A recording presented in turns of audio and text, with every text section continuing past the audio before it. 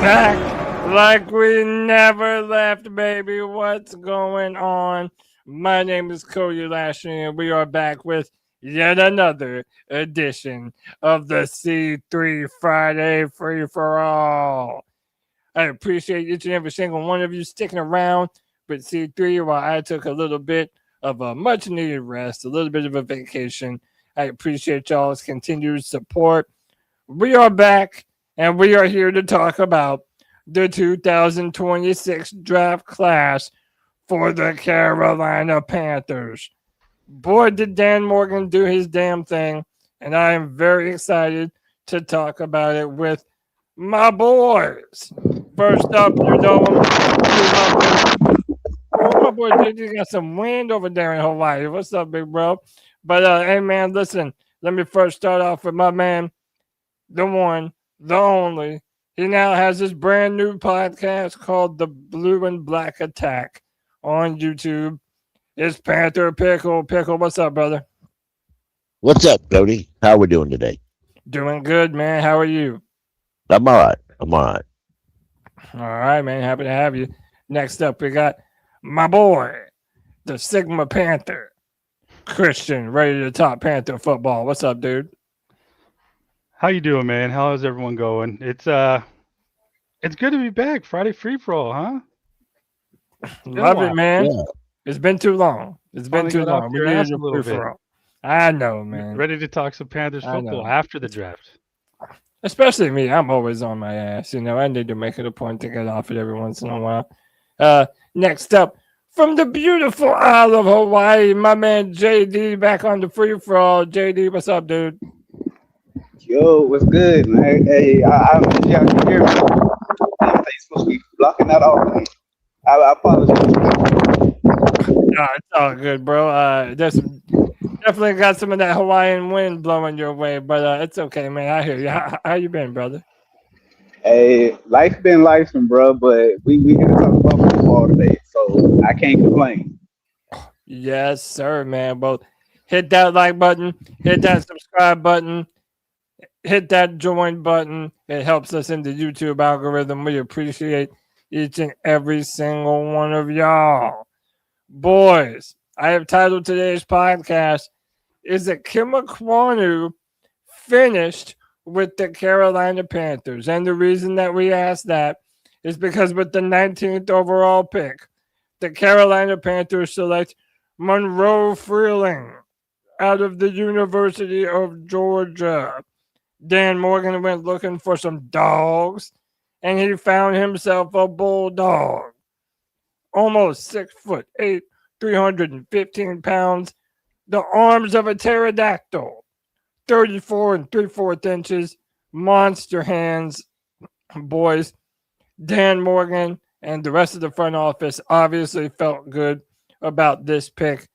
Before we jump into Monroe himself, I wanted to ask you, what does this mean for Ikem Ekwonu? You know, he started to turn it on a little bit later in his career, but then that terrible injury happened to him against the Los Angeles Rams, and now his entire future is up in the air.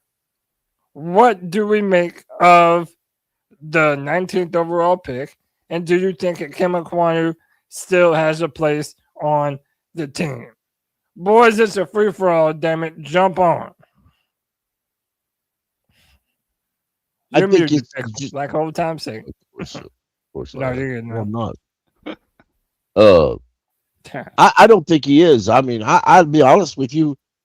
I think the ship has sailed. I think he's out on the river.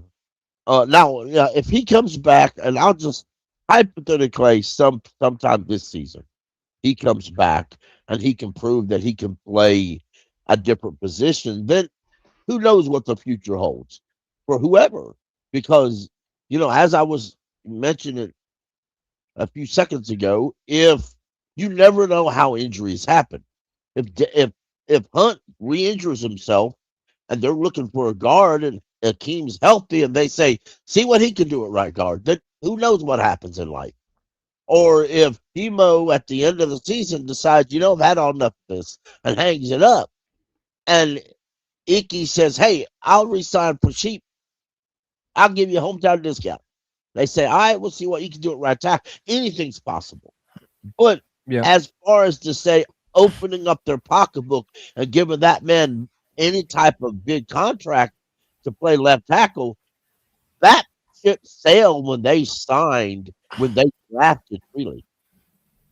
Yeah, and look, Pickle, me and you sort of went back and forth on this on Twitter, and what I was saying is that it really bothers me that the Carolina Panthers never in his entire time here in Carolina, never gave him an opportunity to play guard, be that left guard or a right guard.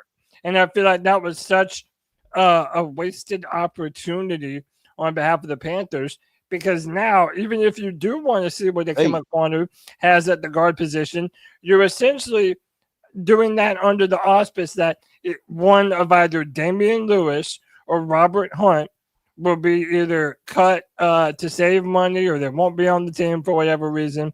And you give Icky a 1-year deal at that position to basically prove what he has at that spot. And I don't think that's a good deal either, nor do I think that's very likely to happen. So, yeah. Well, the one thing I want to add in here, and I understand what you were saying, but a lot of it is, my feeling is, Icky was drafted. He's been on the league at least 2 or 3 years before Canales got here. And when Canales got here, Canales didn't see any problem with the way Icky was playing left tackle, nor did Dan Morgan offer to go sign another left tackle. Let's look at who we got. Walker. We've got Walker, an experienced veteran starting left tackle. We just didn't sign him in free agent for the lipty hell of it. We signed him because the guy we were planning to be a backup upped and retired out of the blue. And he was set and available because nobody else was willing to give him a contract. So he signed here. So let's not pretend that Walker is this white knight in shining armor. And what you were saying, though, is they never had a desire to move Icky anywhere else. Yeah. That was never under the realm of their idea to put him at guard. I believe if they wanted even to when do he that, struggled at left tackle, they wouldn't. Yeah, exactly. They never saw anywhere else of a position they wanted him to play. I mean, let's be real. When they signed, how long ago? And my brain's weak and I don't remember. Maybe somebody else does. How long was it did Canales start or Dan Morgan take over that he signed Lewis and Hunt? I believe it was 1 year without him. Yeah, so the very next year, 1 year without him. So the very first year of Dave Canales, Dan Morgan went out and got Hunt and got okay then they Lewis. Right. If they had an idea that Icky could play inside, I believe they would have done it then. But at the same time, it's hard to get left tackles in this league. It ain't like they could have picked one off Apple Tree or drafted one that they felt too. So I really think the lack of depth added to the fact that it was easier to get a guard here than the left tackle. And listen, let me throw this out there, and you can chow on this a little bit. If Icky would have never got hurt, would the conversation be? If he never got hurt, would they would still draft him? That it changes the whole discussion, because if he's healthy, if he's healthy, you're talking about, are you paying Ikem Ekwonu a left tackle extension? Because if you remember in some of our later Friday free for alls at the end of the season, that was the discussion that we were having. Do we extend Icky? Christian, let me bring you in, man. And again, we can also move into Monroe Freeling here too and talk about how we feel about him. But dude, Ikem Ekwonu has had a ton of up and downs. Where do you feel like he fits on this Carolina Panthers team, if at all? I think it's a wait and see, man. I definitely think Freeling has the skill set, not the experience yet, but the skill set to be a better starting left tackle in the NFL compared to Icky. I don't think Icky, if I just look at his body of work, his second year was bad. So, that was what, Bryce's first year. If you throw that second year out just to give him the benefit of the doubt, then I don't think he's been that bad. I just don't think he can be as good as what we hope Freeling will be. So I think it's a wait and see to kind of see how the season goes, see how he heals up. What's going to happen next year with our current guards and the salary cap? How much money is Bryce going to cost if we give him a long-term contract? It's entirely possible that we see a situation where Freeling, who can play both sides, we may not like it, but how do we know that maybe a year from now, or whenever Moton retires or is forced to leave because his cap it has such a high number? What if Freeling's playing right tackle and they put Icky at left tackle? And of course, us fans are going to probably disagree if we see some promise out of Freeling. But my stance, where my opinion is, I think it's kind of like we brought Freeling in. Let's see how it goes, and let's just put the 5 best blockers on the field, and then we'll deal with Icky when he's back. He may not get another contract. We don't know yet. And it bears repeating or mentioning at least that Taylor Moton, he did a press conference not too long ago, and they brought up the idea of him retiring. And that did not seem like something that was on Taylor Moton's mind at all. Right. At all.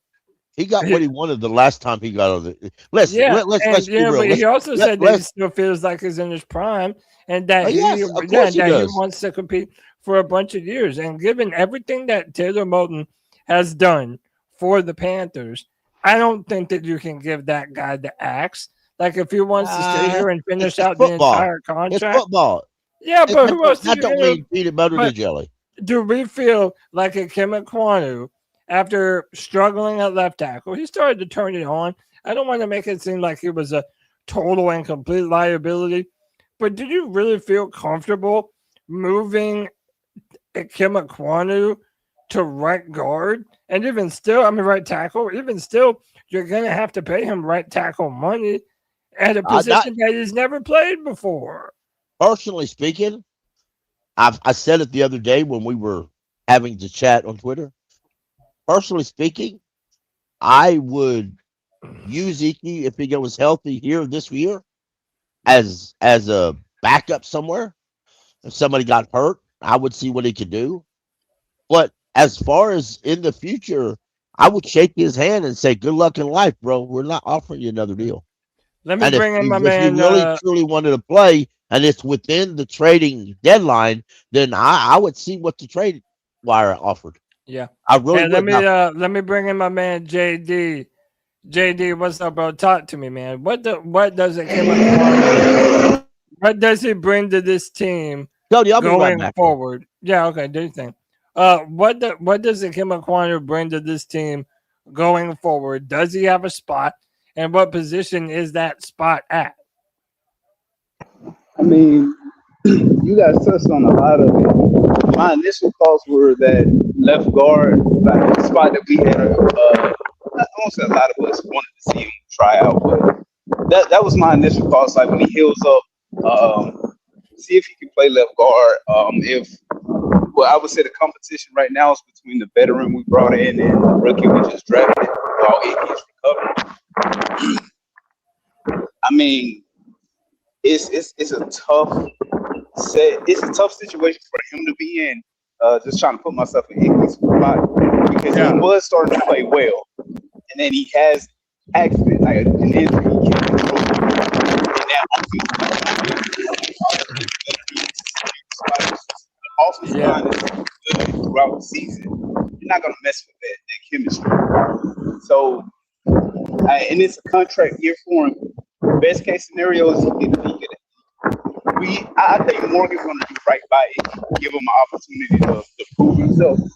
But again, if my hope is that the young man they drafted shows promise, even if he doesn't play this year, I mean, he's a rookie.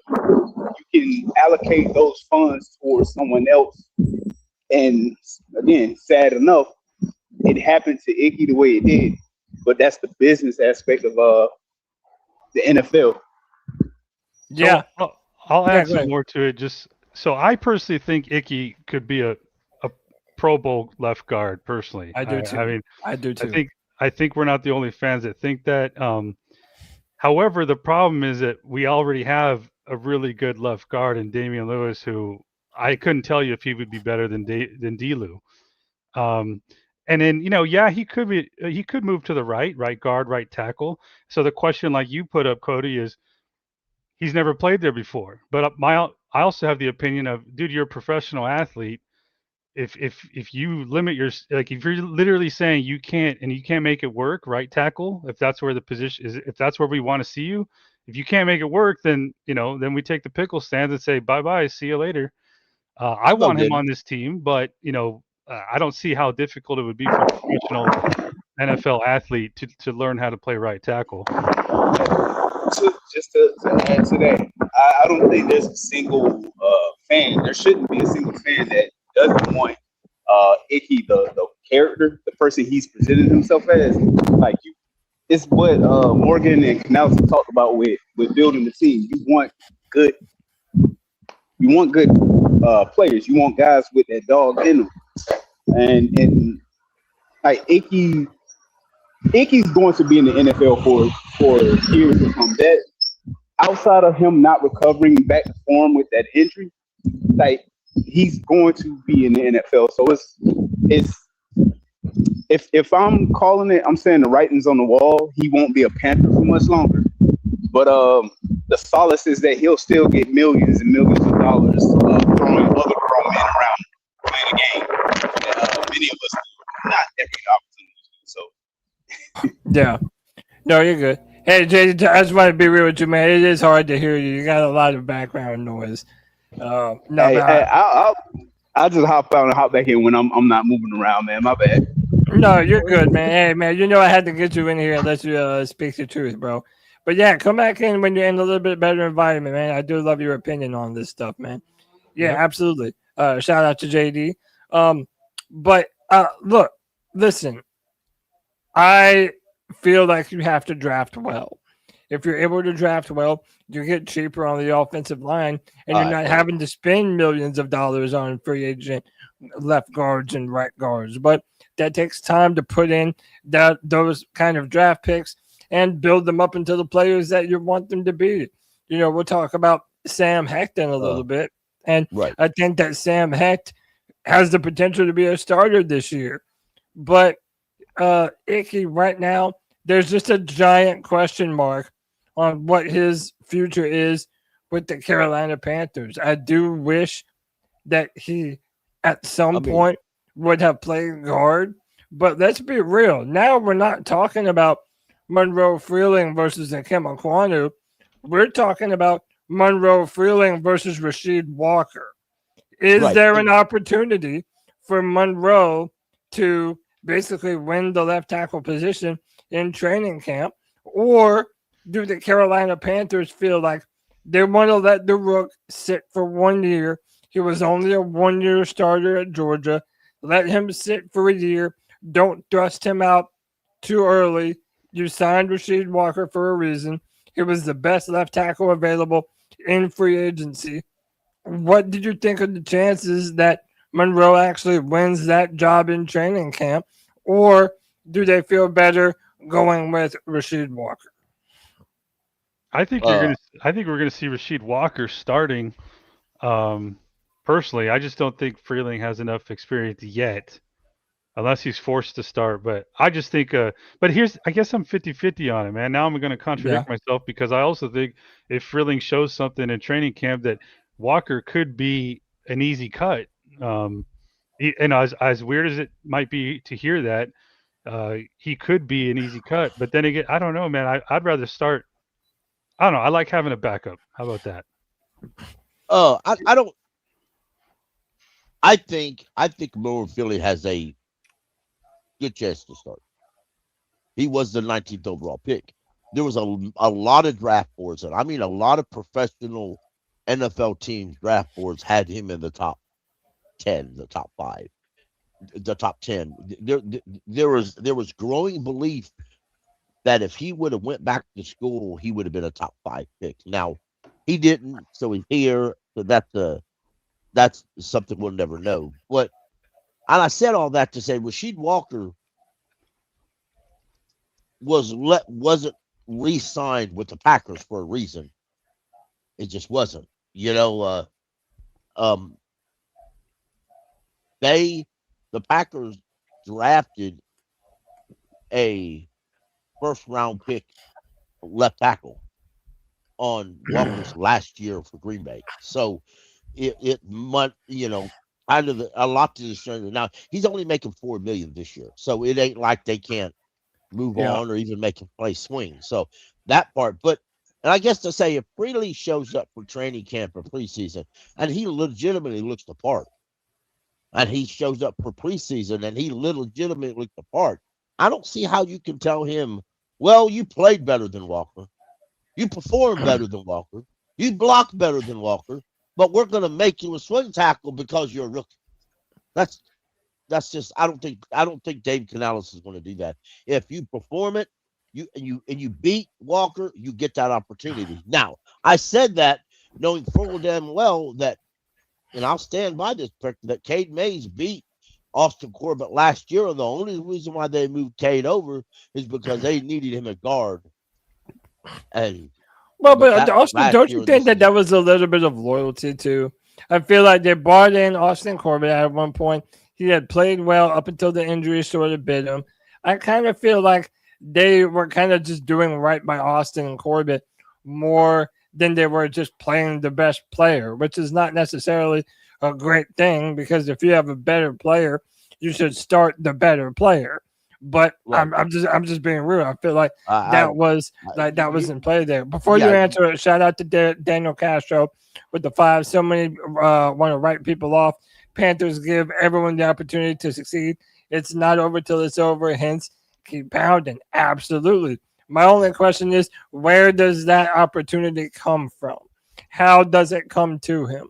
I don't want to give up on Ikem Ekwonu because, like what Christian said earlier, I do think, and I have been saying this since the moment the man was drafted, Pickle and everyone else related to C3 can vouch for me. I have always said that Ikem Ekwonu was better suited to play guard, to the point where I thought he could have been an all-pro at that position.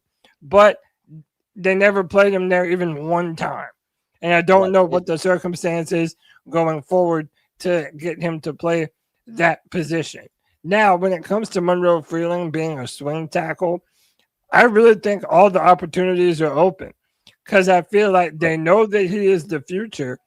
And even if they give Rasheed Walker the start, maybe they do find some plays to get him in and get him some looks without absolutely thrusting him into being a starting NFL offensive lineman, which I do think is something that they might do. Let me say that real quick. I believe if Freely's not the starter, he's the swing tackle. I thoroughly believe that. I personally believe, and we don't know. All we know is tidbits, and we're hearing here and there off social. We don't know. We're not doctors. We're not sitting in there when he shows up.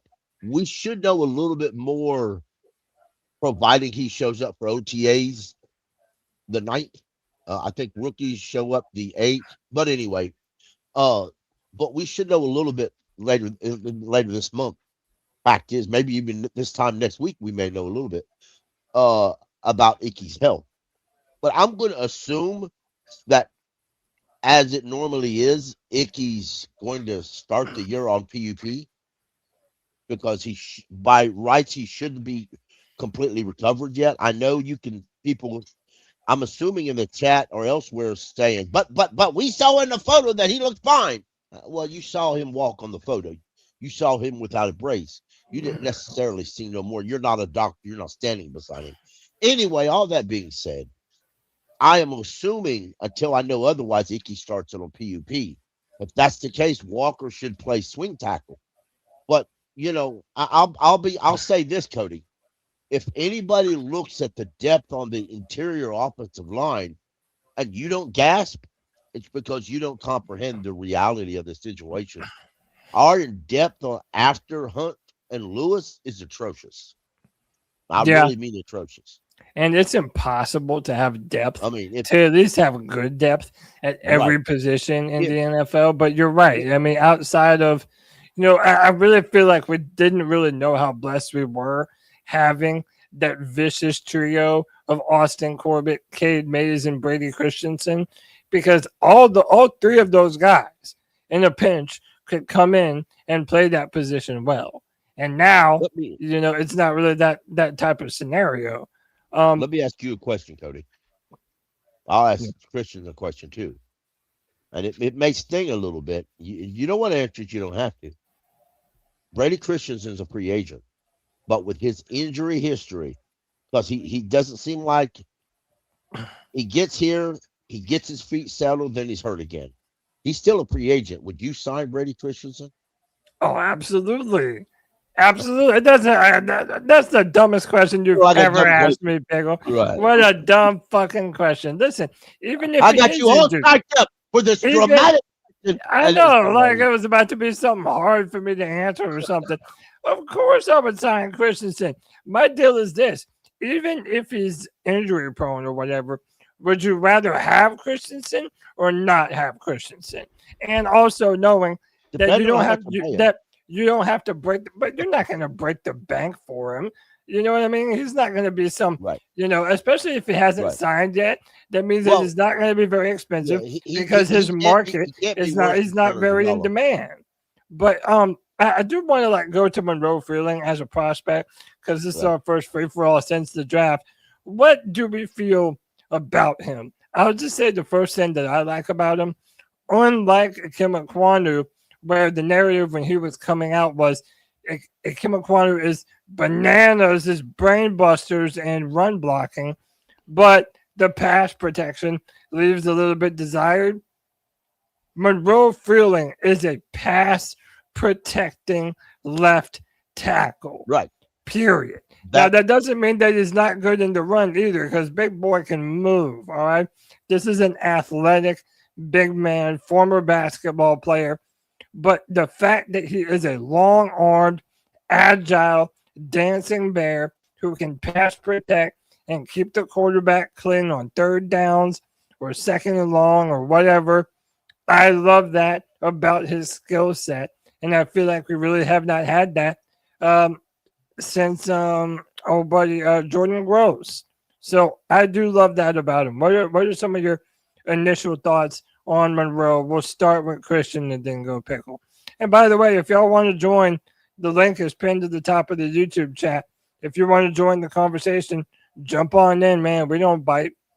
Except Pickle. Sometimes he bites, but I'll get the water bottle and squirt him if he does. Go ahead, Christian. I'll say this, man. I don't think we've ever had this prototypical style left tackle in our history. The closest is Jordan Gross, and he was only 6'4", less than 300 pounds coming out of college. Maybe even playing weight in the NFL. He was 305. Yeah, short arms too. They say he had the short arm syndrome. Yeah, maybe I don't recall his. I don't. I'm not a size queen, but I would say, dude. Here's the thing with Freeling. I mean, again, the negatives is not a lot of experience. There's the worry of, was he just a workout warrior at the combine? But I think that if you look at everyone else, all the other tackles drafted in the first round, they all kind of had, or at least in front of Freeling, they all kind of had questions to play left tackle in the NFL. I'm not predicting they're not going to be good left tackles, but everyone there had some questions, maybe with Proctor being the one guy who can succeed there, but he has his weight concerns. So he had weight questions, and I've heard he's going to play guard. So we may have truly gotten ourselves a pass blocking future premier left tackle in Monroe Freeling, 6'7", 315 pounds, maybe add on 5-10 more pounds. And man, we may come out really well in this after this first round. Yeah, absolutely. And like I said, he's not deficient in run blocking. He's a big man who can move, and that's what we need at that position. Just to kind of go through. So this was his combine results. Dude, at 315 pounds, He ran a 4.93 40-yard dash. If you're over 300 pounds and you run a sub 5.0 40-yard dash, like that's an athletic dude. And I think one of the things that we've been able to see throughout this entire draft process is Dan Morgan and that front office, they value physical traits. And if you can pair those high-end physical traits with really good stats, then you are the type of player that the Panthers are looking for. And I think you have that in abundance with Freeling. 1.72 10-yard split, which was second. 33-inch vertical jump, that was third at the combine. And 9'7" broad jump, which was third at the combine. The dude is a physical freak. All greens on his RAS score, his relative athletic score, 9.9. Like that's literally as good as it gets. And then to top it all off, in 2025, Monroe Freeling only gave up a 1.8 pressure allowed. Wow. That was the best amongst all left tackles in college football.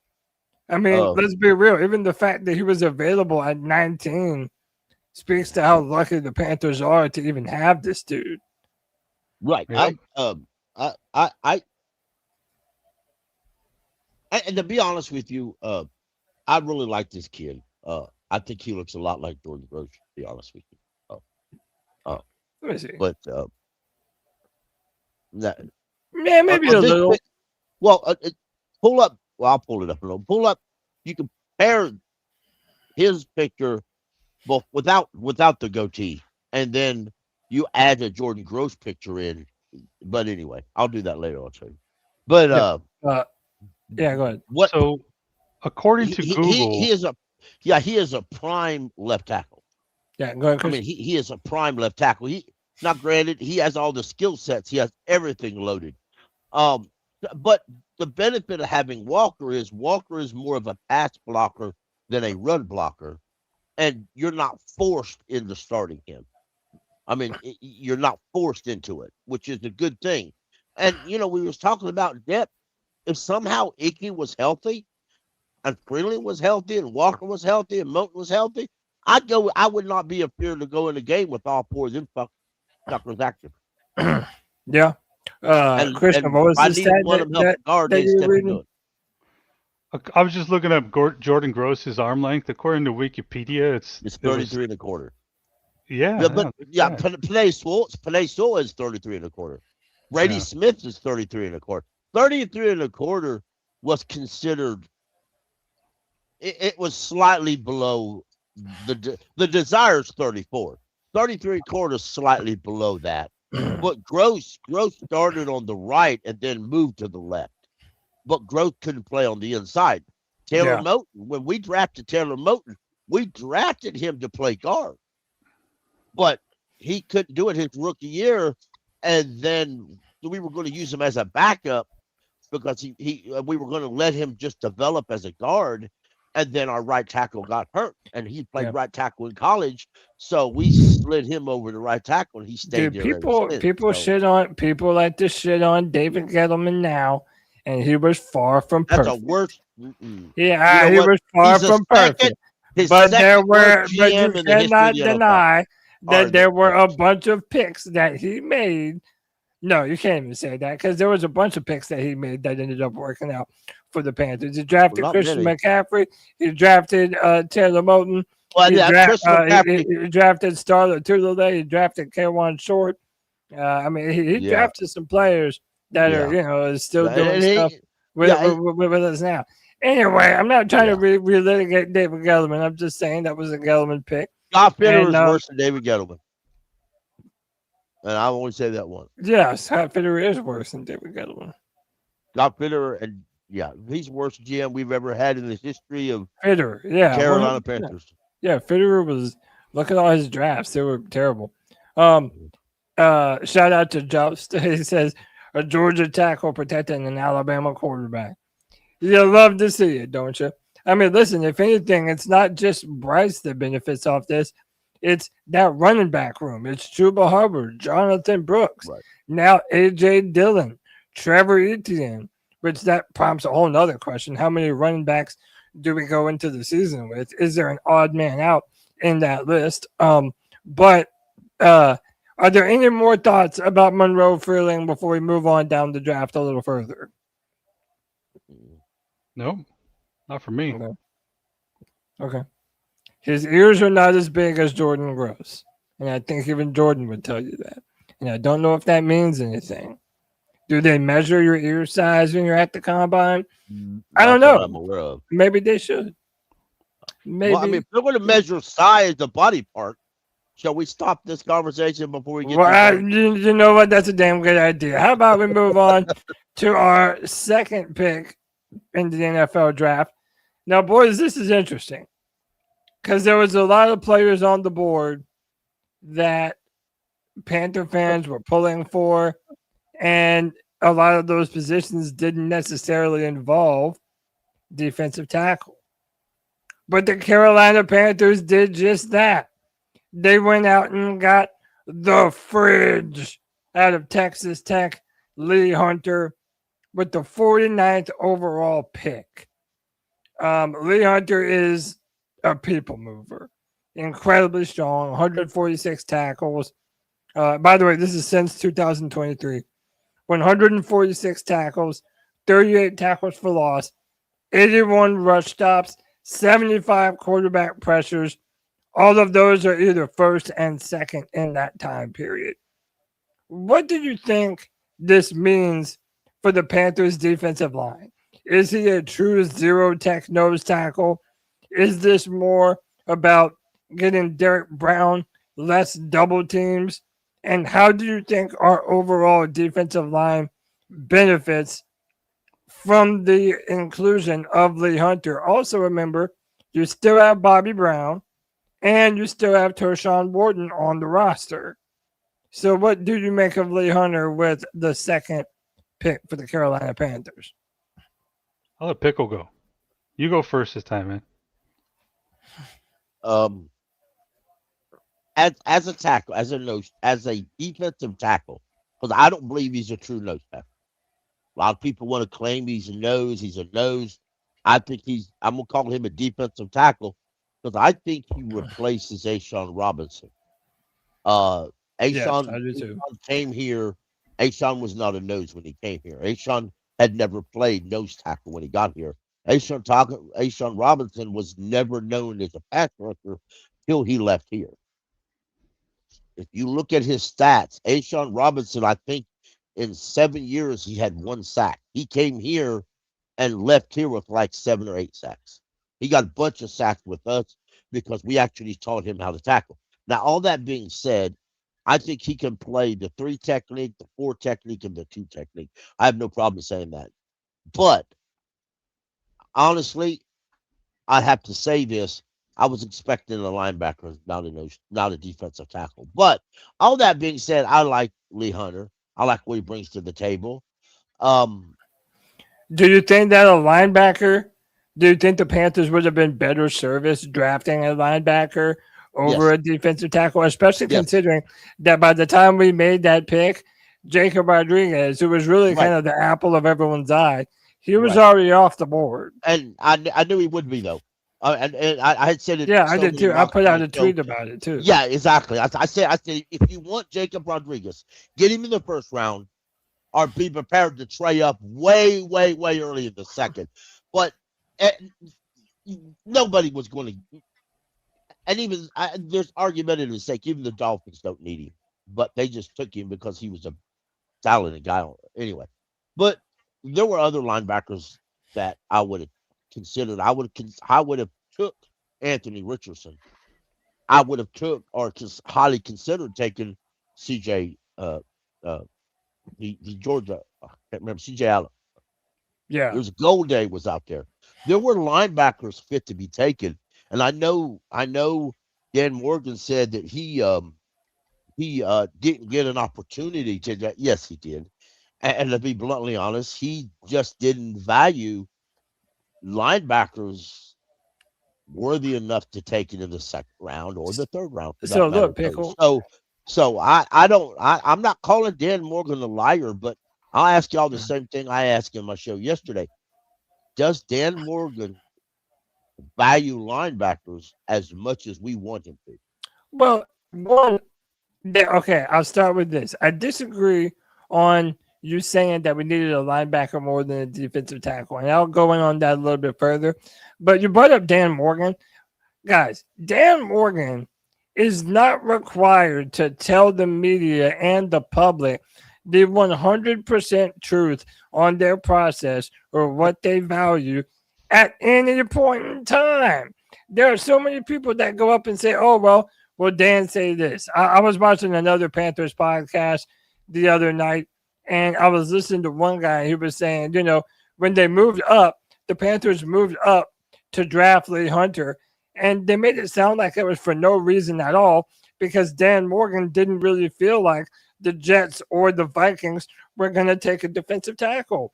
And I'm like, why would Dan Morgan really go into their entire process and say, oh, yeah, we felt the Jets were going to take Lee Hunter, or we felt the Vikings were going to take Lee Hunter? No, Dan Morgan doesn't have to tell us shit about why they decided to navigate the board the way they did if they don't want to. The fact of the matter is they moved up for a reason. They're not just doing it willy-nilly if they felt like it was going to be there. Even if you call another team and say, hey, do you like this guy? Are you going to draft him? There's no guarantee that they're ever going to be telling you the truth. So as a general manager, you have to do what's necessary to get your guy. And Lee Hunter was that guy. Where I think I disagree with you, Pickle, is very simply put, none of your linebackers are ever going to play well, no matter who they are, if you don't have defensive tackles making incredible push on the interior of that line. When Luke Kuechly won Defensive Player of the Year, the first thing he did was give all the credit to Star Lotulelei and K1 Short in front of him because they make those lanes for him to be able to attack through. And yeah, shout out to Sean McCreary. Don't sleep on Kuwatch. Maybe he does. Jackson Kuwatch is our last pick in the draft. Maybe he does make a meaningful impact. But Christian, I want to get your opinion on Lee Hunter, why we drafted him, and what do you think his role will be going forward? And then after you're done, I want to play 2 clips, one from Lance Zierlein and then one from a very familiar face. But Christian, go ahead, man. How do you feel about Lee Hunter? I like the position. I don't know if I like the player. And I mean that. I just don't know. I'm not ragging on him or anything. Yeah. I'll take Dan's word for it, the scouting team's word for it. I know that Lee Hunter was highly touted early in the offseason process. A lot of these YouTubers who are trying to make a name for themselves were speaking very highly of him. It did kind of drop off. I know that his testing at the combine was very close to the bottom for defensive tackles. I'm just pointing out some of the negatives. I do like what I saw on the film that I have seen of him. I mean, had we had some free-for-alls before the draft, I would have been one of the one telling you all that D tackle was definitely a need. I guess it's worth debating whether or not it was a bigger need than linebacker. I think it might come down to how many down linemen are you going to mostly play on defense? Are you going to have 3 or are you going to have 2? If you're going to play a lot of 3 down lineman sets, then dude, we were very weak at defensive line. We have Derek Brown, Bobby Brown, and Turk Wharton, who was definitely underwhelming last year. And then after that, you have Cam Jackson, who, great. If he's looking great in the building, that's awesome. But we as fans haven't really seen that much of it yet. So I personally thought we were very weak, and I thought defensive tackle was a possibility in the first round even. And that's why I was kind of a little disappointed at first when we drafted Freeling, because I felt defensive tackle was a bigger need. But if I look at it in hindsight, Freeling and Hunter looks a lot better than like Woods and then whoever the freak we would have had at offensive tackle in the second round, which was nobody. So I think, I don't know, like maybe I can make an argument that in hindsight We could have gotten a linebacker in a second, and then maybe gotten like a Caleb Proctor defensive tackle in the third, but then we wouldn't have Chris Brazzell. So I like the position. I trust the front office that they went and got the guy that they liked, and maybe he plays a lot better than how he tested at the combine, because it looks like that on film, and I like the kid's attitude for sure. So yeah. But I think it's all debatable, man. I mean, I could put my foot down, pound the table, and then someone could disagree, and they might be right, So it was hard to go wrong, though, in my opinion, between the tackle and linebacker. But one last thought. Go ahead. Last thought is, if your philosophy is it all starts up front, then that right there kind of wins the argument between D tackle and linebacker, doesn't it? Yeah, I mean, that's what I'm saying. Value the trenches. That's where football games are won. All the other stuff is cherries on top. I'm not saying you don't need good receivers and DBs. I mean, obviously, that goes without saying. But I think when you value your offensive line and you value your defensive front seven and continue to have guys that protect the pocket and guys that destroy the pocket, you are making a long-term investment for the health of your football team. Go ahead, pick one, then I'm going to play this clip. Yeah, real quick, I want folks to understand, I'm not doubting Lee Hunter. What I would have done was took a linebacker. Now, granted, there's a reason why Jan Morgan is the NFL GM, and I'm working a manufacturing plant making paper bags. There's a very good reason to that. Dan ever wants to know how to make a paper bag, he'll call me. Generally, he ain't going. He can go to Walmart, buy that bitch. But I don't expect a phone call, but I guarantee you, I will pass out if Dan Morgan ever calls and says, "Happy Pickle, what do you think of who I should draft?" That call ain't never gonna come. But also, by the way, you don't have to love the pick. You don't even have to think that Lee Hunter is a good player. Listen, I'm on record, and if you follow me long enough, you've heard me say it. There was a time when I was angry because Dan Morgan selected this linebacker that I didn't want because I didn't think we needed it. We just got done paying 3 linebackers top linebacker money at that time, and the next year we drafted a linebacker in the first round. That was Fancy Pickle going ape shit. Turned out to be Luke Kuechly, by the way. But we did draft Luke Kuechly before we drafted Star and KK. But anyway, all that being said, I've been wrong before, and I'm not doubting Lee Hunter as a player. Do not misunderstand that. I just think linebacker is still a hole, and it's not a Lloyd hole. It's a Trevette Wallace hole. Because and I know Dan will get up there and say, "Well, he's going to be challenged by who? Bam Bam." The 7th round rookie's going to challenge him. I mean, come on, let's be real. I know, but I heard they like him. I heard they like Bam. Yeah, I'm sure they do. But a while ago, somebody mentioned Simmons in the chat. Listen, Simmons was a draft crush when he first ran, when he was a rookie going in the draft. But let's be real. If Ejiro thought he could play linebacker, he would be playing linebacker. He's currently lined up at safety. Hey man, don't sleep on my man Isaiah, bro. I would love it. Don't sleep on him. Because I told everybody when what's up, Damian? We got Derek Brooks, and that was fine. But I told everybody way back when, I said if Arizona uses him right, he'll be a Hall of Fame linebacker. And I would like for him to at least to develop into a good linebacker. So let me say this, right? And this is something that I know both of you know. Very famously, the NFL scouting combine has been referred to as the underwear Olympics. Y'all smoking weed because that is not what you are going to be doing on the football field. Those reps are meant to replicate certain things that you will do, but they are not a one-for-one comparison, right? You always value the film over physical testing. Now, sometimes that physical testing either confirms or denies what you see from that player's film. But I want to jump into this a little bit. This is Lance Zierlein talking to Mina Kimes about Lee Hunter. And then after this, I'm going to give you another player's opinion on Lee Hunter. Yeah, right off the bat. I know some teams I talk to think he's got a little more rush potential than some of the other bigs. I think it's okay. He was really, really good against Oregon, and Oregon had a pretty good offensive line this year. Yeah. But I was intrigued by this when I saw it. I said, ooh, they're going to pair Derek Brown and Lee Hunter. You really, they're going to have A gaps and B gaps taken care of here. This is going to be really tough to run on them.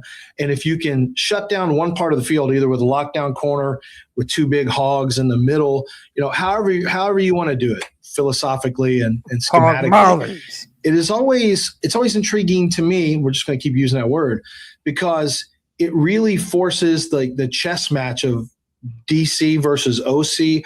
Once you take something away, and this feels like we're going to take this away from you move. Once you take it away, then you force offensive coordinators and play callers into different aspects of their game. So it's a little easier, it's a little easier for a defensive coordinator to potentially manipulate those aspects. So you hear that. And basically what he's saying is a little bit of what I was saying, that whenever you pair Lee Hunter and Derek Brown, it gives you so many more possibilities to stopping the run, and it's going to allow your edge guys to play faster. But don't listen to me. Listen to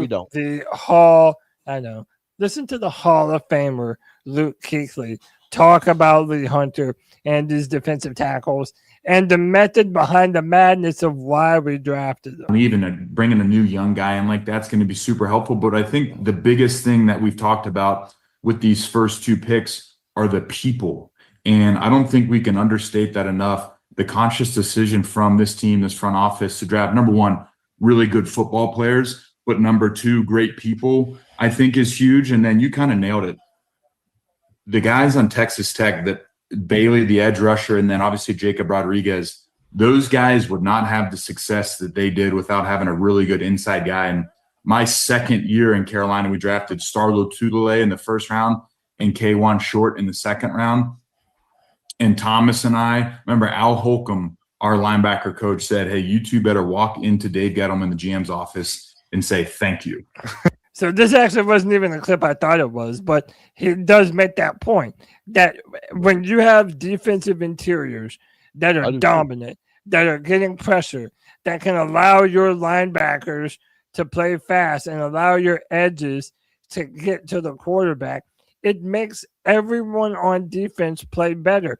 Your corners can play more man coverage, and your safeties can just flat out play the football.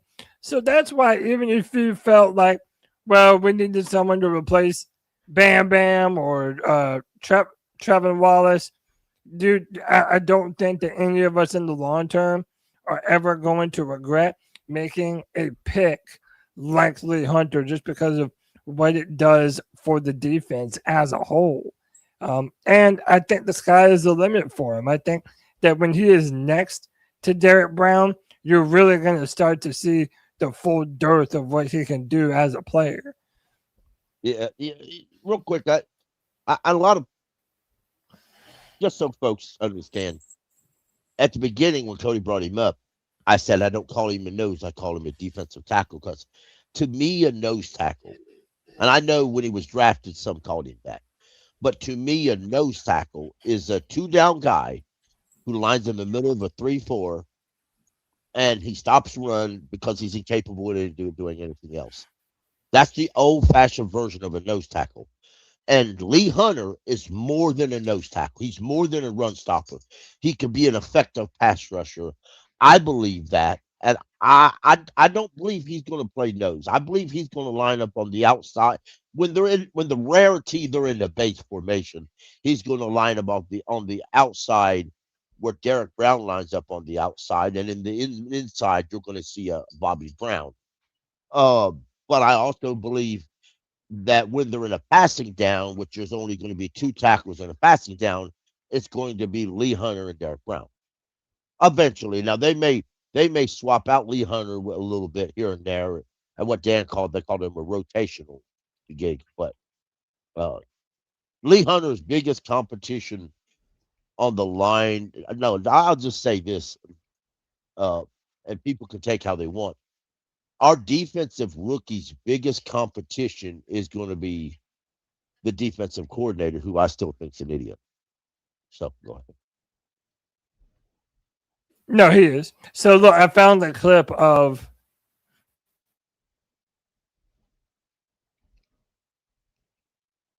We're having technical difficulties, huh? Cody just wants to blow himself up so everybody look at it. Yeah. technical difficulties, folks. Told you. But no, we are. I found the clip that I was talking about of Luke Kuechly. This is the one I was wanting to play. Very descriptive of what it means. Oh, we can't hear it. Oh, fuck. Damn. Your best player on the defensive line, Derek Brown, hands down. You don't want to get caught in a position where you have to play him out of his best position to fill a need just because he's that football player. So now you've got Bobby Brown, and now you've got Lee Hunter that can play that true nose spot, and then Tershawn Wharton, that great athlete, that plug, that physical player. We all know how big and stout he is. He can play one side. Derek can play his side, and it meshes. And then you have Jalen Phillips and Nick Scordon as your five bigs. Like, I think it's pretty good, and they did a really good job of saying, Ashawn's gone. We want to make sure that Derek stays at his spot. We don't have to move him out of necessity. So let's go get a big guy that can play that Ashawn Robinson spot with Bobby Brown, and then we have Derek and Tershawn. And I don't know, man. I think when we walk out there that first day of training camp and those guys are fully padded up, they're going to look gigantic. Your best player on the defense. It still wasn't the damn clip I was looking for. He talks about Jalen Phillips, and he really went into depth more about Jalen Phillips and Nick Scordon. How when you have two big guys that collapse the pockets, it allows your edge defenders to rush, because that interior collapsing, it allows more space for them to be able to use their pass rush maneuvers to actually get into the backfield. So all that was to say that this signing was, to me, just as much about the players surrounding Lee Hunter than it was Lee Hunter himself, which I don't mean that as a knock on Lee Hunter, but to me, it allows everyone to do what they do even better. These are some of his. I like Lee Hunter quite a bit. I don't want people to mistake what I said as a negative on Hunter at all.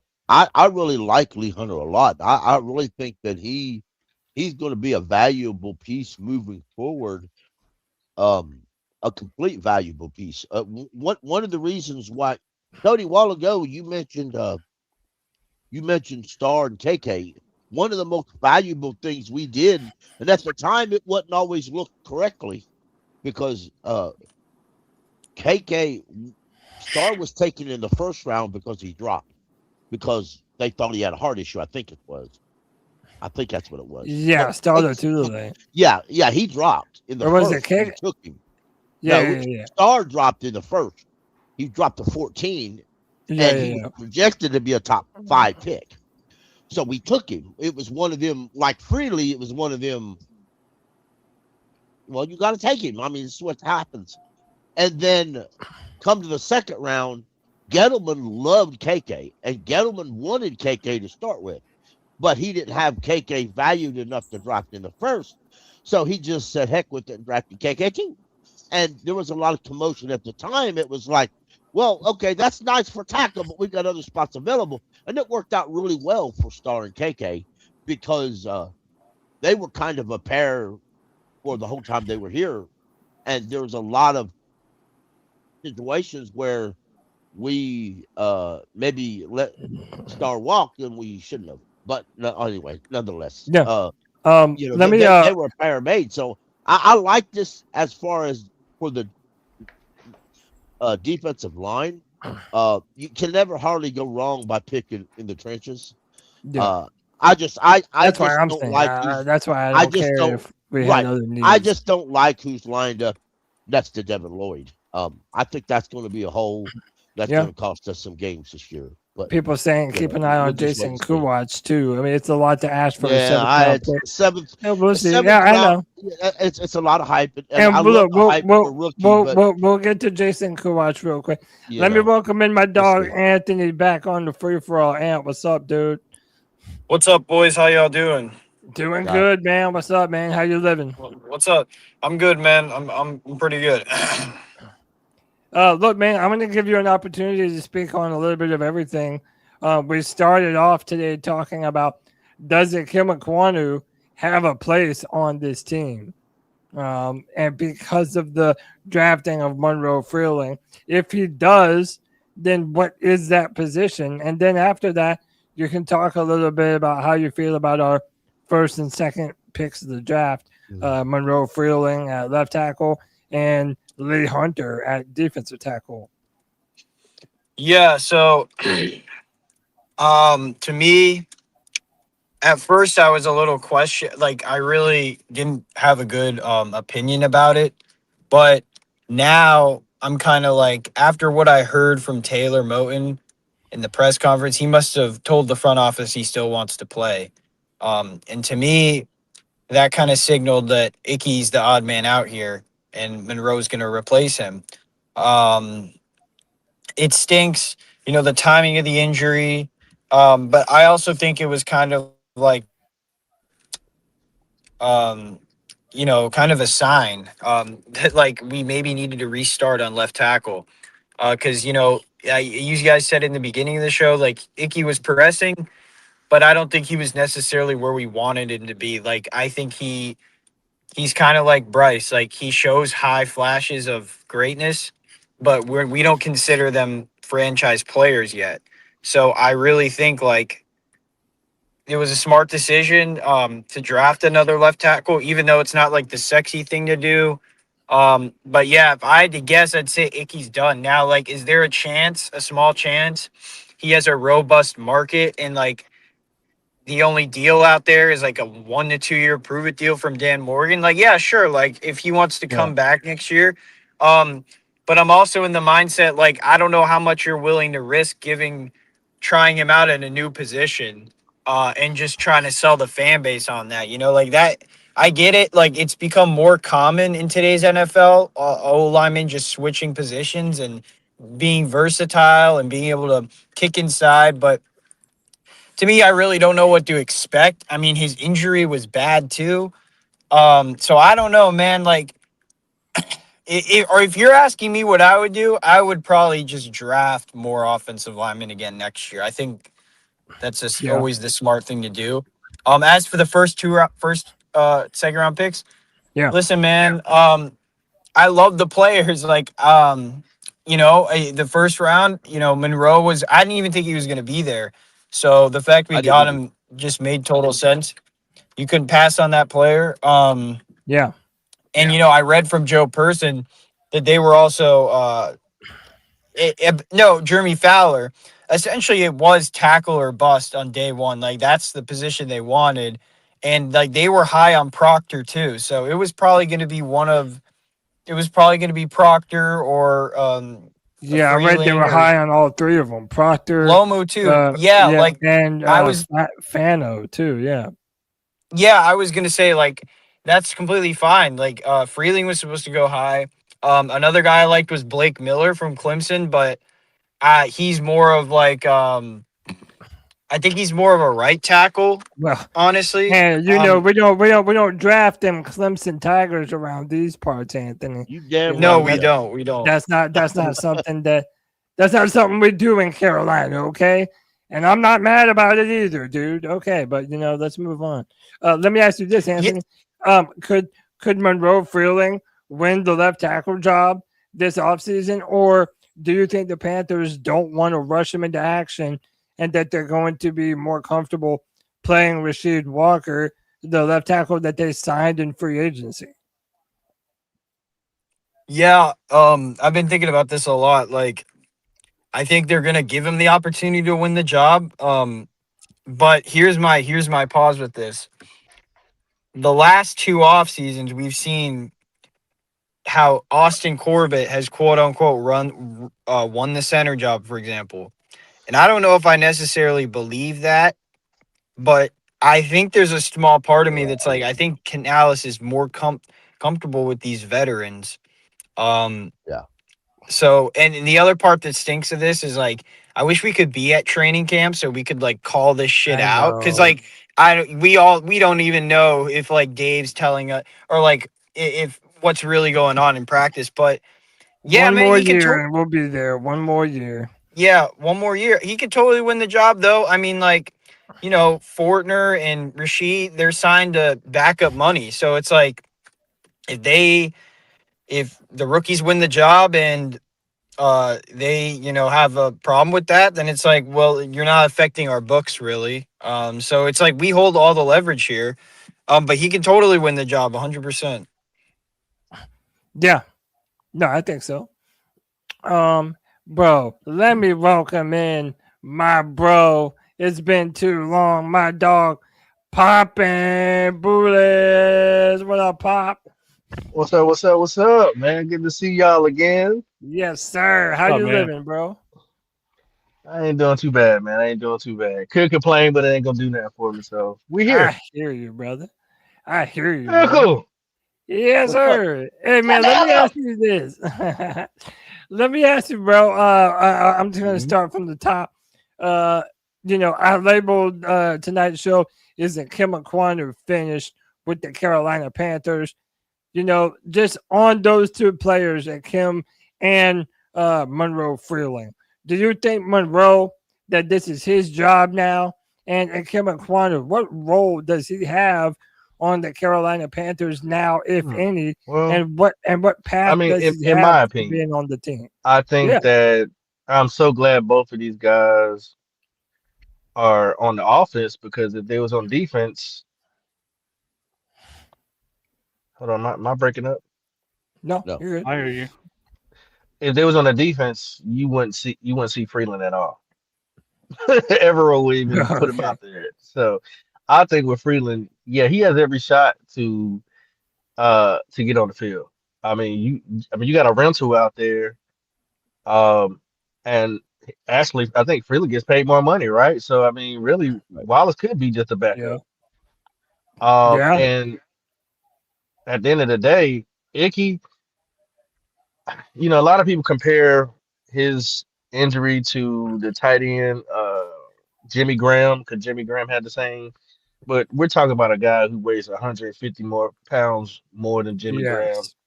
We're talking about a guy who has to take on that type of pressure, quickness, athleticism from these monsters lined up across from him. I don't think there's ever been a starting left tackle with that injury ever come back to be a starter again from NFL history. Yeah. This would be an anomaly. So what I can say is at least he got his money. I don't think he's coming back though. Not at left tackle anyway. Maybe a backup, but maybe guard.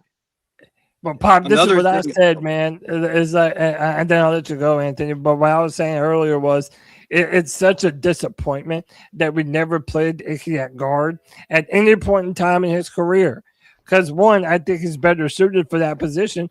But number two, even if you felt like maybe his future was at guard going forward, we have no film of Icky at that position playing NFL ball. So Yeah, you now, said that.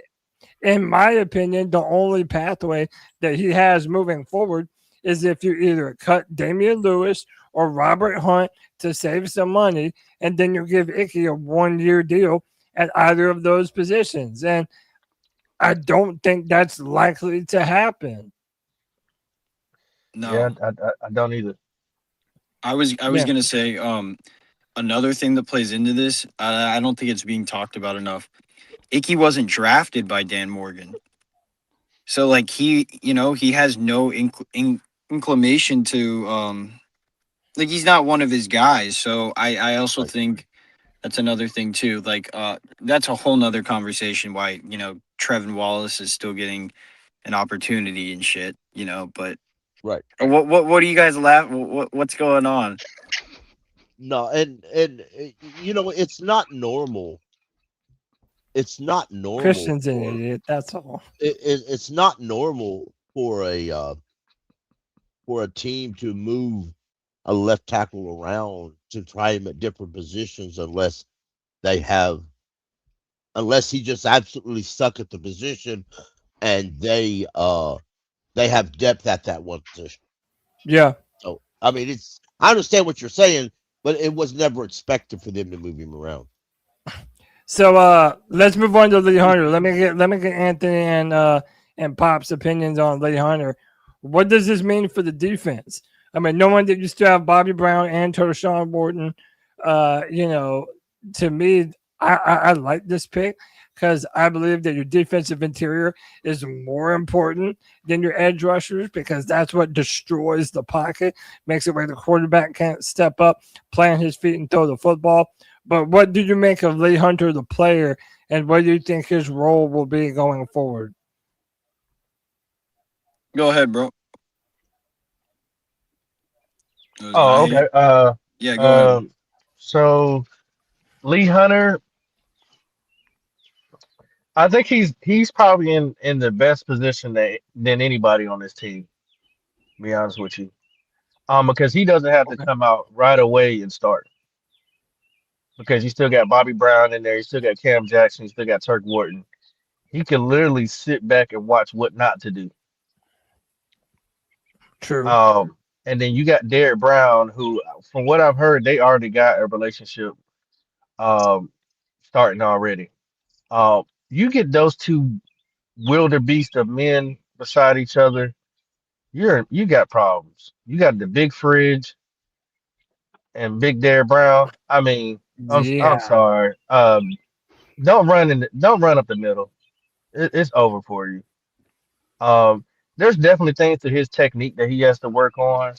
But I mean, it was a good pickup. It wasn't necessarily. I didn't really want to move up to get him at that point. I thought maybe he could fall to us. But they they probably got word that that one that where he plays was running thin in the draft. So that was somebody that was convicted about. I'm not mad at it.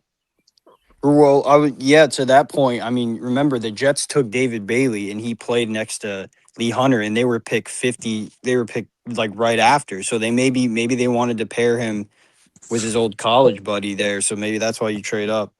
But yeah, I like the pick. I think it's a good decision, honestly, just because of how underwhelming Turk was last year, and you definitely needed to replace Ashawn. Like, I know everyone hated the Ashawn loss. I didn't think he had as good of a season as he did last year as 24, personally.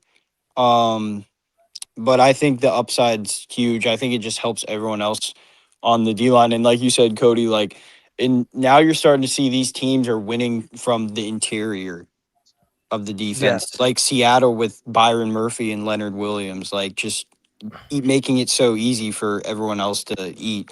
So, yeah, man, dude, that defensive interior pressure, dude, it feeds families in football, man. Dude, that's how the Seattle Seahawks won this past season, man. Like they were dominant on that interior, and I think that's what you have to do if you're going to be a legitimate contender.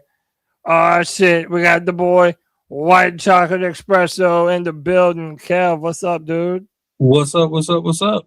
Can you hear me? Chilling. Yes, sir. Yeah. Loud and clear, brother. How you living, man? Good, man. Halftime watching my Orlando Magic whip that Detroit ass. Oh, they fucking Detroit sucks, dude. Oh my gosh. Yeah. I was worried because France is out for this game again. So, but Bane's coming in. So. Yeah, Bane's really good, dude. But good to see you, bro. Yeah, Kev, give me your opinion on either of the three. Ikem Ekwonu's future with the Panthers, Monroe Freeling, or Lee Hunter? Monroe Freeling, he's going to be the left tackle. I mean, you don't draft a player that high and not put him at left tackle. Do you think that he's starting over Rasheed Walker? Ooh, I don't know. I really don't. Mm-hmm. I mean, I can see why they might sit him, and I can see why they might start him. I mean, You drafted him that high. They said they didn't want to draft backups, like depth pieces. Walker's not making all that much money.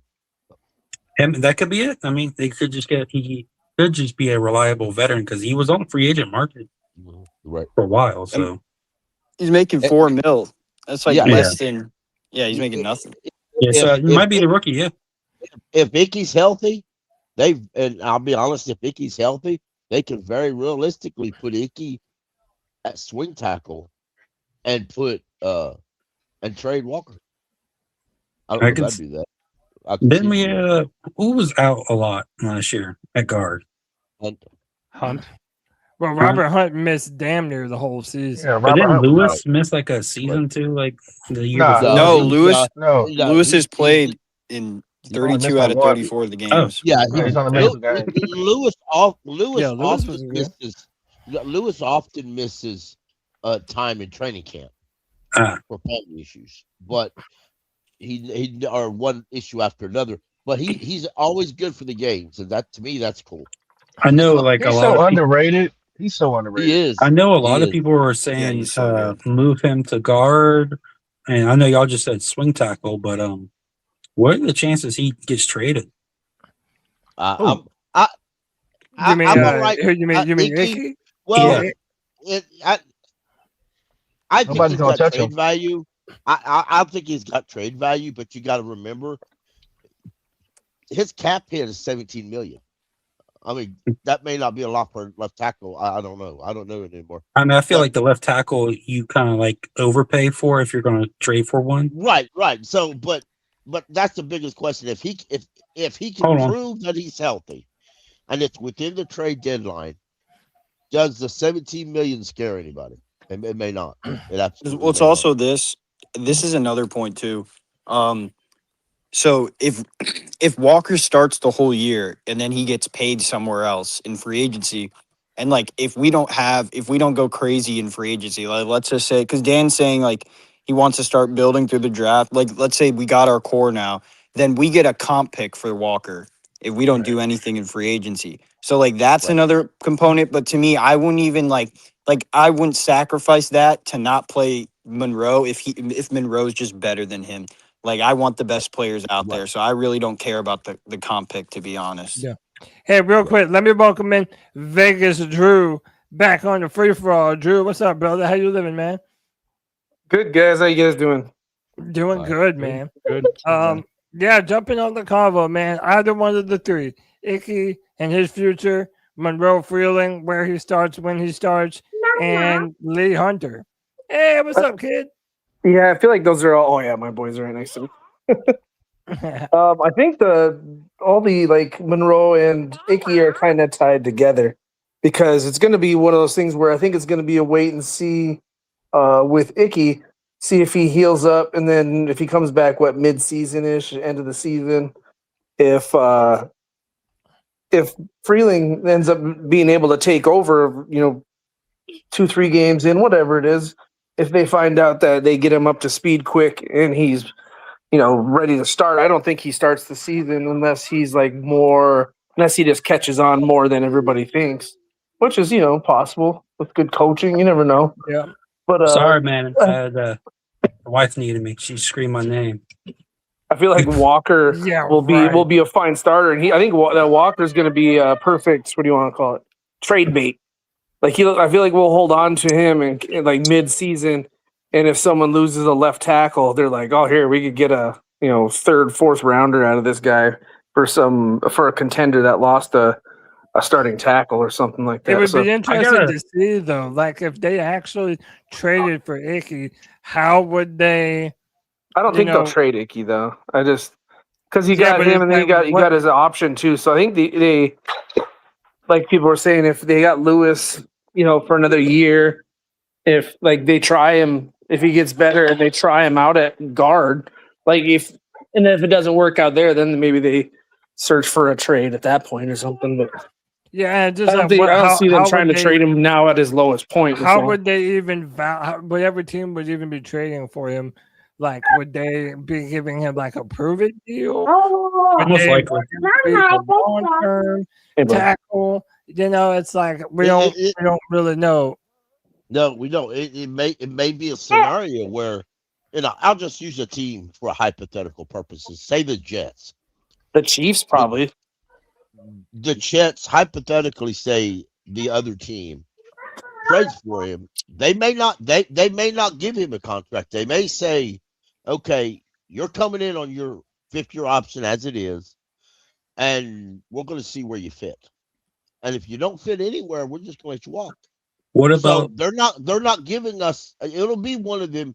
To me, it'll be one of them conditional 6th-round picks. Ain't he a You free know, agent after what this about season? Yeah, absolutely. Icky's not under contract. Yeah, what about your boy this would be Justin within Herbert? the trade deadline. This would be within the trade deadline. So if you don't figure out what he can do before the end of this coming season, he realistically can flip Charlotte the Bird, walk out. But He can wait, say, Kev, you "I said the love you." Chargers. He can- All they do is draft offensive linemen. I Yeah, feel but like they're rookies. I mean, you don't know how they're going to be. Or, that don't mean they drafted good. Yeah, Yeah. but the Chargers, no, you're the right. Chargers probably aren't going to trade for him because I think all their guys just got hurt. So if they get back to healthy, But you That'd have be the to worst you have place to to go. ask. Yeah, but y'all have to Yeah, man. remember something that Cody's mentioned multiple times, and it is true. When Icky was going into the draft, a lot of coaches and GMs classified him as a guard, not a tackle. you remember There when we may were be having there left? may be a veteran coach, coordinator, or GM that says, "Well, we'll trade for Icky, but he's a guard to us, not a tackle." You remember a couple years ago when we were like really down and out for offensive linemen? We had Scott Fitterer, so obviously it didn't work out. But he said he couldn't find anybody willing to trade their backups, let alone their starters. So Right. imagine if Icky was open for a trade. I mean, they might overpay. I don't know, man, dude. That'll be interesting to watch. I But don't know. boys, look, while I have everyone think on Walters here, has a better trade value than Icky, though. yeah, I think while so. I have Especially the while I injury. have everyone on here, I want to move on.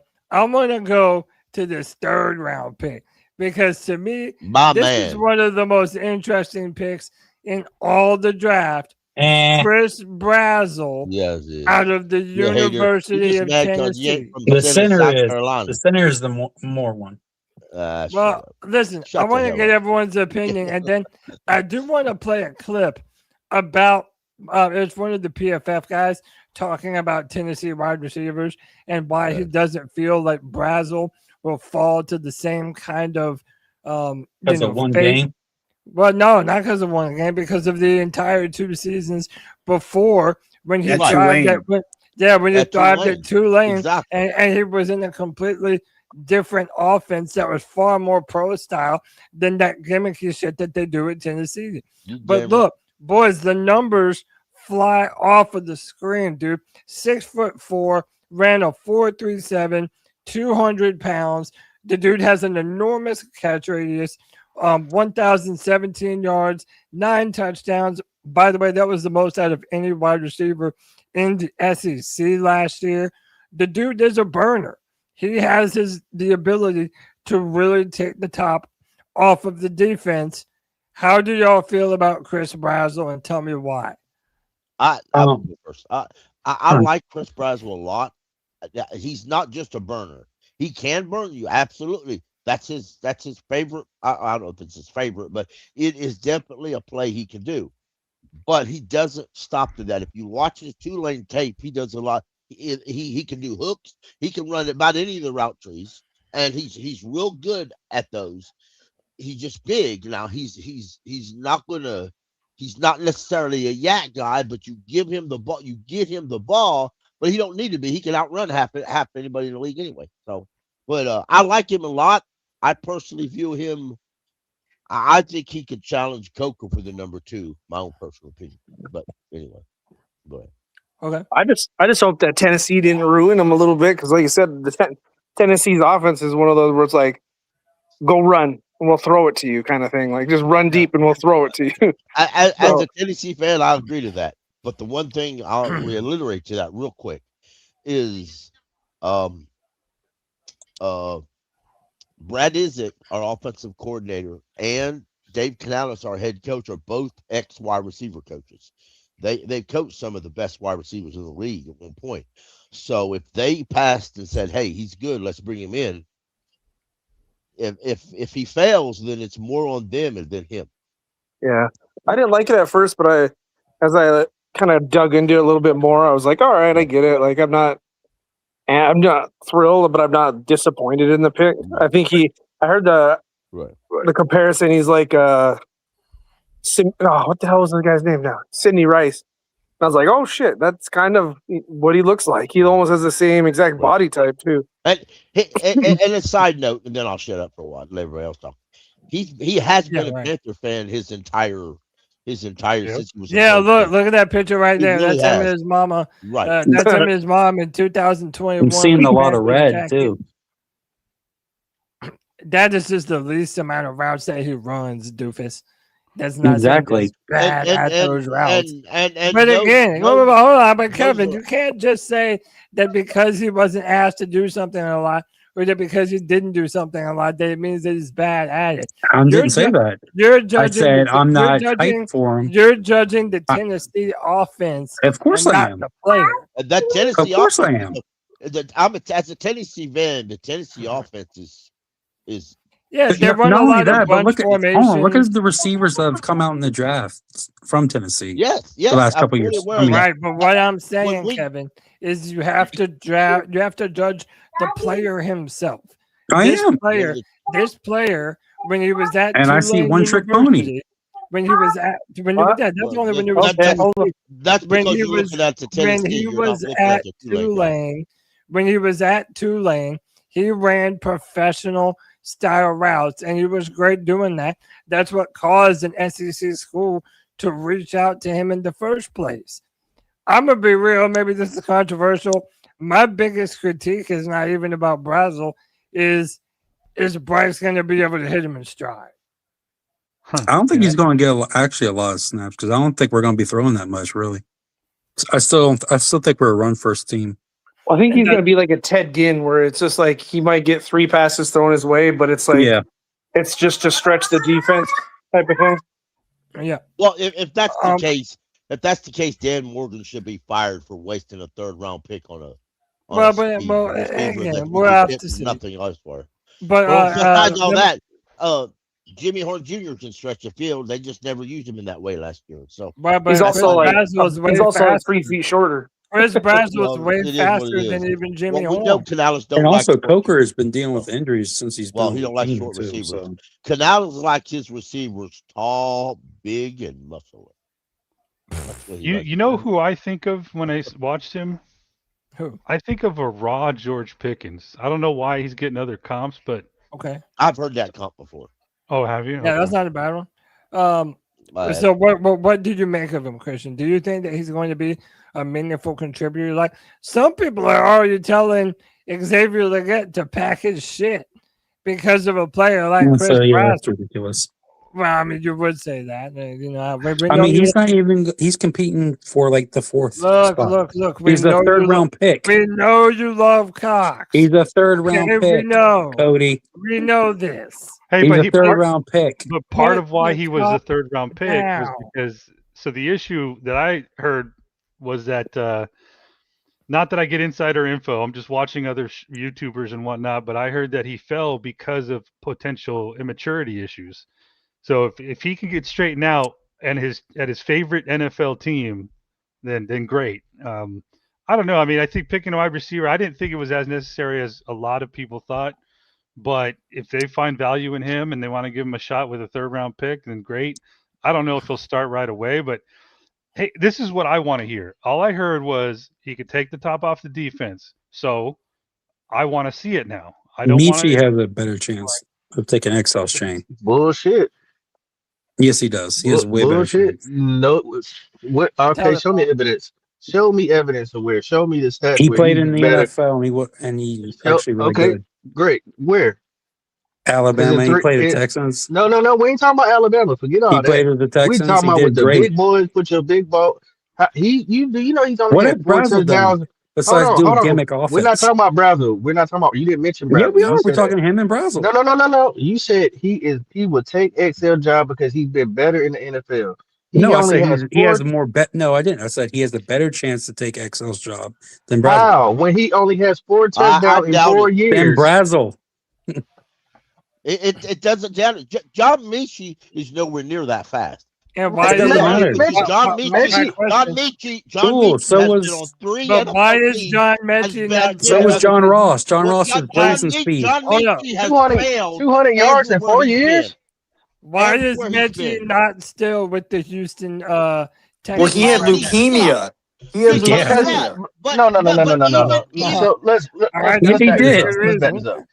Yes, He get but hold when on, he hold got on. healthy, He tore his ACL. He had leukemia, so that pushed him back. But he also had 4 years in the NFL on 3 different teams. He has Right. not even got over Exactly. 300 yards in his 4 years. He has not Right. gotten over 4 touchdowns in the 4 years. So whose job is he taking? You think about it. If he was that damn good, why ain't nobody else want He him? has a better shot to take his XL's job than Brazel does. How? He is He is a third round You pick know the in a quarterback. gimmick offense. Kevin, I feel like the only thing that you know about Chris Brazel is that he played at Tennessee. Bro, Like, what is? did you hear what what I is just That's said? it. Third round I'm pick. saying what is okay, but I'm talking. What about Chris Brazel's game? And don't mention Tennessee. Don't mention third round. What about the player himself says to you that he couldn't be a contributor on this He team? don't I did not say that, did I? Guys with that He speed. don't Did know. I not say that? So then, what don't you like about him? I've told you. He's a third round pick. He's probably not going to contribute a whole lot. Okay, I but said you're when it not- comes to XL, Michi has a better shot to take Again, XL's bro, you're chain. talking about XL. You're- I'm talking You about brought XL's just- chain. I'm You're the talking one who brought about him up. Just the player. What about Chris Brazel says to you that he cannot be a good player or potentially take XL's You're spot? putting words in my mouth again. What does XL find? What does XL do better than I didn't Chris even Brazel? bring up better- XL. I said Chris Brazel will probably be receiver 4, competing with Mitchie. That's literally all I've said. how- So Let far. me ask you this. But how can Mitchie beat anybody when he hasn't beat? I'm gonna be honest. I think Mitchie's gonna be Mechie lucky is. to make the 53-man roster. Let me get He Anthony probably in here. won't make the roster. Hold He'll on, let me probably get cut him and keep D Moore in. Hold on, let me get Anthony in here. Anthony, talk to me about Chris I'm Brazel. just Where mad. does he I'm fit just on this team? confused, man. Really. I am too, Pop. I'm sure y'all Well, excuse me. I think if Mitchie can't beat anybody else on any other team, how is he gonna come here and beat everybody else? I think Brazel was drafted in the third round, so I think like he's gonna make the team. I think Mechie is the Hunter Renfrow of last year. I just think he's here to have a good summer with Bryce, and that's it. Like I mean, he can probably beat out Brazel because he has more experience. But I really don't know. Like it depends on how he how he looks in the preseason, honestly. So I don't know. I really don't know. Like there's other guys too. Like does Jimmy Horn make the team? I'd imagine they'll probably keep 6 guys unless they go 7 because one of them can play special teams. Like they probably still like Bryson Tremaine because he blocks. But That's the one thing I heard. Chris Brazel doesn't block for shit. And like Canales likes that. That is true. That is true. When it comes to blocking, he leaves a lot wanted. And that is something that Dave Canales will ask him to do. Yeah, he was. To be fair, and y'all can call me biased, I really don't care. In Tulane, he was just learning it. In Tulane, he was just learning to block. He was just learning it. And then he up and transferred to Tennessee. Tennessee asked the receivers to block, but they're not core. They're not hardcore on it. So if they don't, they run block, a very they just because their offense is very stupidish. It's very unintelligent, ass backward. Listen, I've been blocked by some Tennessee faithful over my opinion on their offense, and I'm not changing my opinion. It's my thing is this. Anyway, and look, I didn't just throw this out there to take shots at Bryce. I'm really being serious. If Chris Brazel is brought in here to take the top off of the defense, I want to see that Bryce can actually hit him in stride and utilize that 4.37 speed. Because why even have that kind of a speedster unless I you don't just get it want either. to unless you just want to use him like they did Tyreek Hill in Miami, just have him run a bunch of crossing routes and then let him do the rest. Which, you know, Brazel's fast, but he's nowhere near as shifty as a Tyreek Hill. So, I mean, to me, you have to get this guy going vertical. And I think they're also depending on T-Mac being on the field, drawing more of that double coverage to get Chris Brazel open in the process. I kind of feel like, you know, just like how Lee Hunter was more about what he can do for Derek Brown, I kind of think that the addition of Chris Brazel is more of what he can do for the other receivers on this There you team, go. being such a speedy Yeah, team. that's it. Because who was the receiver we had on our team that everyone was like, how does this guy keep getting snaps? It was here like 2 years ago. David Moore. Yeah. That's how I feel about Oh him. fuck, I forgot about him too. He gonna get more snaps just because he's more experienced and all that other stuff. I was gonna say that's why You're not making David you're Moore not probably making don't get sense. cut either. You're not making sense. I understand that you don't like Braswell, Bro. but let me Did finish. you hear what But I just said? How does that not make sense? A more experienced receiver is well, going to get more playing time. If you let me Yeah, talk, third I'll round tell you pick. that. If you let me talk, I'll tell you that. Go ahead. All right, because if he's going to spend his entire rookie year sitting on a bench, why take him in the third round? I didn't say that. Yes, you just did. No, I didn't. I said he is not going to be taken. He is going to competing with the fourth receiver. You said because he don't have experience, he's not going to get any catches. He's not going. I say he's not getting a lot of playing time. Then XL, then Coker, then T-Mac. What does that make him? We need a rewind button so we can play with people. According to you, T-Mac's going to play over him. I understand. Coker's going to play over him. Yes. Xavier Leggette's going to play over him.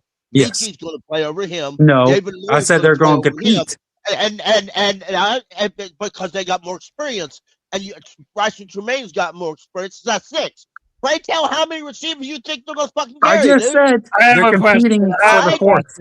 I know you wanted a South Carolina dude, and I know you're hardcore defending listen, yourself. if that's all y'all going to throw in my face, then we might as well. Next topic. It don't matter. It don't matter my opinion. Next topic.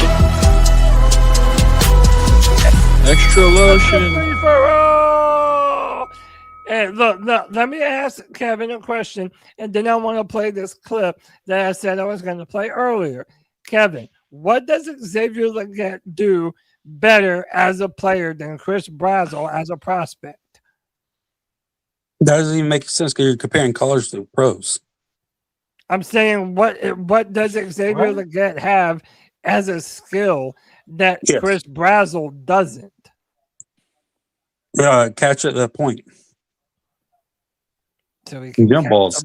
He doesn't even do that good. Okay, I wanted to bring up a point. I can answer that question. If you want to compare prospects, not like pro to college prospects. Hold on, Pop than Anthony.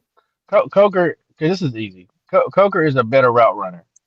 We know that. Yes, Coker is. I feel like Coker's maxed out as. I feel like we know what Coker is.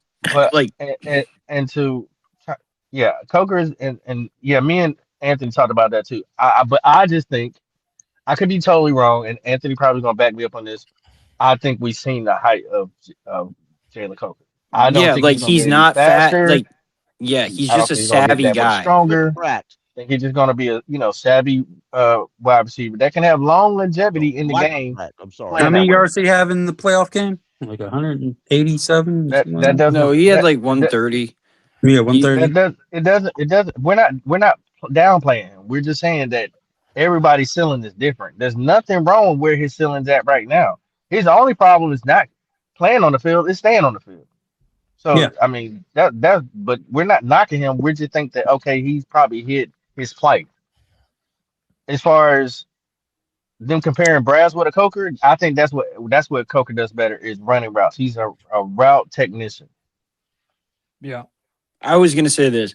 The reason, like, okay, I don't even want to go back to this, but like the reason I wanted, like, when Lemon was still on the board and like those other guys, like, and I didn't want Casey Concepcion, and I know Kevin didn't want him either. But like I thought a guy like Zachariah, like someone that worked underneath, would help Bryce a lot too. Because like you were bringing up earlier, like, oh well, is Bryce even going to throw it to Brazel? But then now it's like I really feel like they drafted Brazel to be a decoy because so T-Mac can get those like big 15-yard chunk plays. Because last year he was getting double teamed so much, especially when Xavier was injured earlier in the year and then Coker was out and it was like he was on the field like Tremaine and Renfro. They like put like a safety over him too. Yeah. So it was like that's probably what he's here for. I don't know if Bryce is like going to be able to launch it like consistently like 50 yards down or I don't know what his role is, honestly, what Brazel's role is going to be. But I mean, Cody, hold on. Anthony, Let me ask this. Let me say this. let me ask you. What did Dave say about XL heading into the draft? They still like him.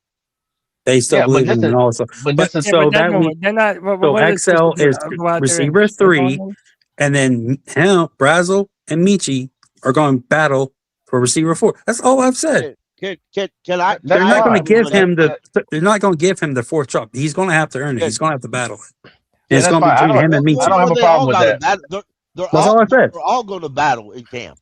My only issue is, guys, is that we heard the same thing about another wide receiver that they drafted that runs a 4.3 who can take the top off the defense.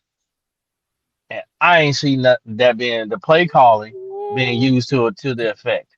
Now you just drafted another wide receiver in the 3rd round who's over 6 foot tall, who runs a 4.3, who could take the top off, who actually has better skill set because he's played wide receiver longer, and he could take the top off. How are you going to implement him into the offense? Because if you're just going to use him as a decoy, you already got somebody that the fans hate and want him out of here. Yeah. And I think the problem with that though, Pop, is that nobody respects him as a decoy. So you know what I'm saying? Like they don't use him. They don't use him. Yeah, they don't throw the do. ball to him. Well, here's my thing. Bryce and XL have no chemistry. Go ahead. None. Okay, It's let me ask awful. you a question. It's awful. No, I was going to say, like, I wasn't. So what the- Anthony, and then pick one. Then I want to play this video. Go ahead. All right. What I was gonna say was like I wasn't a big XL fan, but it's so clear 2 years in that Canales had no idea what to even do with him, which is like, why are you drafting players that you don't know what to do with them? So it's like, I will agree that does scare me a little bit because their profile is pretty similar in terms of like height, speed, all that. So I don't know. Like, I'm really worried. I mean, I hope they get it figured out. But I'm also kind of relieved Canales isn't calling plays now, in my opinion. So we'll see. But I the other guys call some plays? kind of. I feel some kind of way about that. If you have the offensive guy calling plays, like or being your head coach, part of the reason you do that was so that if your offense ever explodes, your play caller isn't walking out the door. Like, to me, it kind of defeats the purpose. But whatever. Pick one. Then I want to play this clip. Okay, it's a simple question, and even y'all answer it either out loud or to yourself or wherever you want to. If it's 3rd and 10, game's on the line, you've got 3 wide receivers you have to put on the field. You got T-Mac on one side, and in a hypothetical scenario, you got Coker in the middle because Coker's better a slot than the others. Yeah. So who do you want on the other side? Of the remaining wide receivers on the roster, who do you want in the Z position? I would say Brazel. And again, I haven't seen him yet. But in that scenario, if it's 3rd and 10, why are you drafting a guy who runs a 4.35 or whatever if you're not going to put that type of game-changing speed on the field in that scenario? Right. And he has the size that Jimmy Horn doesn't. So he can go up and get the ball. He has a much bigger catch radius. Like, to me, that's why I said earlier, they have to respect both sides of the field, and Jalen Coker with Brazel out on the field. Right. And real quick, and I'll say this. Y'all look up the quarterback, Michael Pratt. He was the Tulane quarterback when Brazel was at Tulane, and he has a weaker arm than Brazel. Do y'all know who was throwing the ball to Sidney Rice? And he got the ball to Braswell in a lot of situations. Call it, yeah, Brett Favre and Roddy Wilson. Look, I want to play this, and I want Kevin to listen to what he's saying, because it's my point about Brazel and why I'm not letting just his time at Tennessee color my entire opinion of him as a player. You see the next pick? No, I don't. Carolina Panthers at pick 83 are going Chris Brazel, Tennessee wide receiver. Oh, this is interesting. Discuss. So Brazel comes from the Tennessee offense, in which it's a gimmick offense where wide receivers don't actually play wide receiver. They do some weird thing that only works at the college level. And generally speaking, I am completely out on everybody from that type of offense when it comes to wide receivers. I've been burned too many times. But Chris Brazel, in this world now of transfer portals and NIL and blah, blah, blah, you only have to go back a year to go watch him play at Tulane in a normal offense and get to see him run actual routes. And when he runs actual routes, he looks awesome. And, if you're watching the TV or whatever, I guarantee you they're pulling up a route he ran against Georgia where he runs it was kind of like a blaze out. He cuts it off, runs to the sideline, makes a nice sideline catch. Problem is, there's only like 4 of those in his Tennessee tape. But if you go back to Tulane, you can watch him run routes all day long, and he does it really well. So he does the things that you didn't know if Jalen Hyatt could do. You didn't know, if Corey Coleman could do. You didn't know if these other receivers from that type of offense could do. There's proof that Chris Brazel can do that. And he's 6'4", and fast, and has good ball skills. I like this as a gamble.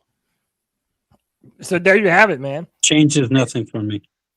Let me ask you this. Well, it won't either. Let me ask you this, panel. And hey, take whatever angle you want, but we gotta talk about it. We gotta throw it out there. Hey, I gotta be a little toxic. Let's do it. Who says Coker is safe? I said that. Who doesn't credit? Yeah, right. Braswell could knock Coker off. They didn't give him a 4-year contract if they believed that he was just gonna be number 2. Yes, he exactly. That's what I'm saying. Moment. But Braswell could come around. If they're correct about what they're saying, and which I've heard about him running routes in Tulane, that he ran every route, and you already had the chart up there showing all the routes he ran. If he's got that speed, he can run every route. And when you ask that question about what is the difference between him and Coker, well, he got great hands too, because he only dropped 2 catches. By the way, this is Brazel at Tulane. Right. This is Brazel at Tulane. You see the change of direction for a big guy, stop on a dime, can move. And I mean, the dude really does have footwork. Like, you can depend on this guy in a pinch. In the red zone, that's where he is set to thrive. Like, he can be a real monster in those scenarios. And you see him now in the middle of the field. Look, he has a safety shaded over to him and had a corner on him. And it just doesn't matter. The dude has the speed and the hands to be able to get away from him. I really like this prospect. To answer you, Pop, I just feel like Coker has been so dependable when he is on the field. It would just take a lot for them to have to move on from them. I believe that if anyone's job is on the line, it's the number that he's wearing. It's number 17, and it's Xavier Legette. This is a huge year for XL to prove that he is actually going to be the guy going forward in the future. Just so everybody knows, in both chats, the private chat and the chat on YouTube, I posted a link to a 6-minute video on Chris Braswell in Tulane. So okay. Just if anybody's interested in it. They're not just all deep shots. What team I'm gonna go check it out. College? I cheer for Tennessee because I live in Tennessee. I've always said that. I cheer for Tennessee because I live in Tennessee. But he also said he hates the offense. I've said it multiple times. I'm just saying he calls me. I just like Gamecocks. He's just like Tennessee, I guess. Yeah, and I've said it many times. I can bring up proof. I hate the Tennessee offense. I hate the Tennessee coach. I wanted him fired for years now. They gave him an extension. I'm losing this here battle. That's fact. I think Tennessee offense is disgusting. I told everybody on my podcast, if you're going to draft somebody from Tennessee, do yourself a favor and draft him on the defense, because there's not many I'd suggest on the offense. And the only guy on the offense I suggested anybody to draft got drafted by the Panthers. Mhm. And that's only because of his Tulane tape. That's nothing to do with his Tennessee tape. All Tennessee did is say, see the end zone, run for it. And that's all the hell they did. So, all right, we see that Braswell is going to be a player to watch, and he's already a little bit controversial. I love it. Will Bryce be able to hit him in stride? Lots of different questions. Let's move on to the 4th round pick, Will Lee, cornerback out of Texas A&M. They called this man the blanket because he would blanket wide receivers, and he was generally a shutdown corner. Now, one of the biggest knocks on him was that last season he didn't record an interception.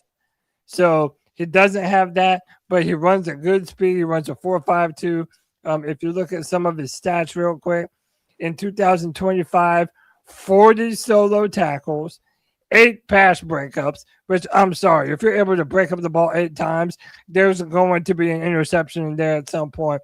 And my man had a sack. So, they said it's a nickel corner, but I kind of feel like they would view him more as hopefully another potential successor to maybe Mike Jackson when his time is up. I know they also really like Corey Thornton, who really did well last year. But, boys, what do we make of Will Lee III in the cornerback room for the Carolina Panthers?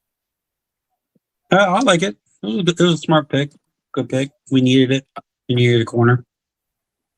I like him too.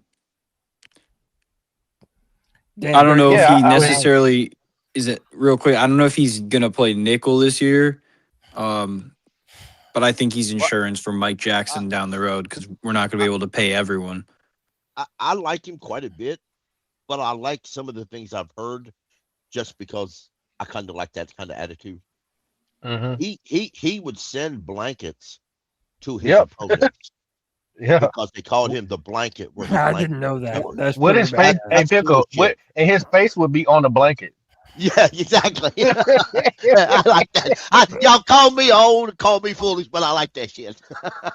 I never heard that. That's Yeah. pretty dope. I like that shit. Yeah, like yeah, he did do that. And he is Bob. And here's the intriguing part to me: he is so much better in man than zone, but we don't run much man. So does that mean they're going to run man with him? And they did ask this to Dave Canales in the press conference. They asked him, what Carolina runs really isn't a lot of what he did. And it basically just sounded like they were saying that they trusted his physical abilities and skill set to be able to adapt to what we're doing here in Carolina, which if that's what they feel, far from me to tell them different. But I do think that his skill set, especially at corner, being a nickel, being a bigger corner, the dude's 6'2", I believe he's about 200 pounds. Like, this is not, Well, it's also this. But he didn't play much nickel in college. I was told he didn't play much nickel in college. He played outside corner in college. Well, so yeah, and it doesn't bother me either because a couple years ago they moved. They put J.C. Horn at nickel. I don't mind that either because Do the same thing with Charles Wade. Yeah, because it all works. I like Will way better than Smith Wade. Just the size. Oh yeah, I don't. Speed. I'm not going. Oh yes, I. We still have Corey Thornton too. I'm going. Yeah, I like Thornton I would take too. Cordy. I don't want Charles Smith on the roster. Let me wait, real quick, Cody. Yeah, Anthony, and then I'm gonna go to Christian. Okay, real quick. Well, I've been thinking about this for a while. I mean, ever since free agency, like there definitely has been upgrades made on defense. Like they gotta filled a bunch of stuff. Like maybe like they're gonna do more different packages and looks because of the pieces they have now. Like I think that's another reason Evero was so has been so conservative, is because like we've had just a terrible That's a front good seven. answer. That's a good Yeah. answer. Like Yeah. like Yeah, like I I hope feel you're like right. he's just like afraid, like, oh, if I send the house, we're not going to get any pressure then, and we're going to give up a 70-yard bomb. Or it's like, I might as well just stay in this cover 3 and just hope for the best kind of thing. But who knows? With better players, like we could move more towards man, because that's like what J.C. Horn's fit to do. That's what that's what both of our top cornerbacks are fit to do too. But No, you're right. yeah. Go ahead, Christian. How do you feel about Will Lee? What place does he have on this team?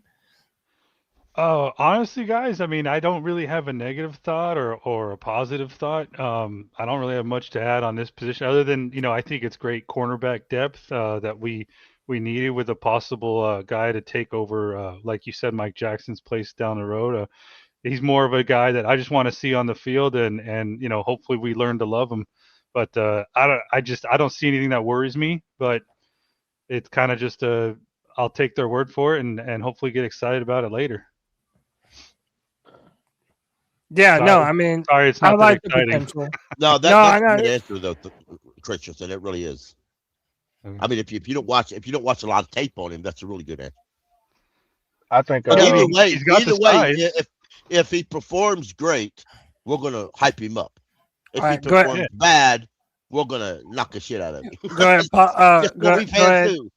Go ahead, Pop, and then we're gonna move on to Um, the next player. Yeah, I wish he was a little faster, I would say. yeah, But Yeah. I mean, he has the size and the height to, what I'm saying, cover linebackers. I mean, not linebackers, tight ends if you need him yeah. to. He's physical. I would like for him to turn his head around a little bit more, so maybe he can make those interceptions. Um, and then he's kind of a crash out. You know what I'm saying? I mean, and he plays mind games. I mean, we haven't had somebody like that. Yeah. Not playing the same position, but we haven't had somebody really play mind games like since Josh Norman. Josh Yeah. Norman. He would play that Point. role. You kind of need that. You already got the Joker on your team, which is Ransom. Maybe this guy got a little, what I'm saying, two-face with him, where he's A little a good Riddler. guy 1 minute, or the Riddler. Yeah. You never know what prank he's coming with. Who Yeah. knows? I kind of like that. You got to be a little crazy to play football anyway. I'm probably going to say he's probably your nickel starter. Like, Okay. other than Corey, I like Corey Thornton too. Corey Thornton. Yeah. I really like him the most. I just, I don't know where he is health wise with his ankle. I'm pretty sure he's healed up by now, but I don't know how fresh he is. So either way, I think we have probably the best secondary outside of free safeties. Hey, didn't Thornton In win the the division. battle? Wasn't Thornton get more playing time than Smith Wade at the start of He last started season? off until his ankle. Yep. So he broke his ankle. Yep. Yeah, dude. So I don't know. I mean, he could be if the front office likes Will Lee, and I have a lot of faith in their decision making at cornerback. I mean, they brought in Mike Jackson. A lot of people are dogging on Smith Wade. I didn't see a lot of negatives, man. Like I don't know why, but He was getting I've watched cooked. every game since '97, bro, and we used to have starters out there that would get burned on a regular basis, and I'm not seeing.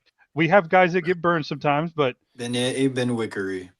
Yes. I've been And by the impressed. way, I've been while impressed. we're mentioning old corners, Pop, you mentioned you wish it was a little bit faster.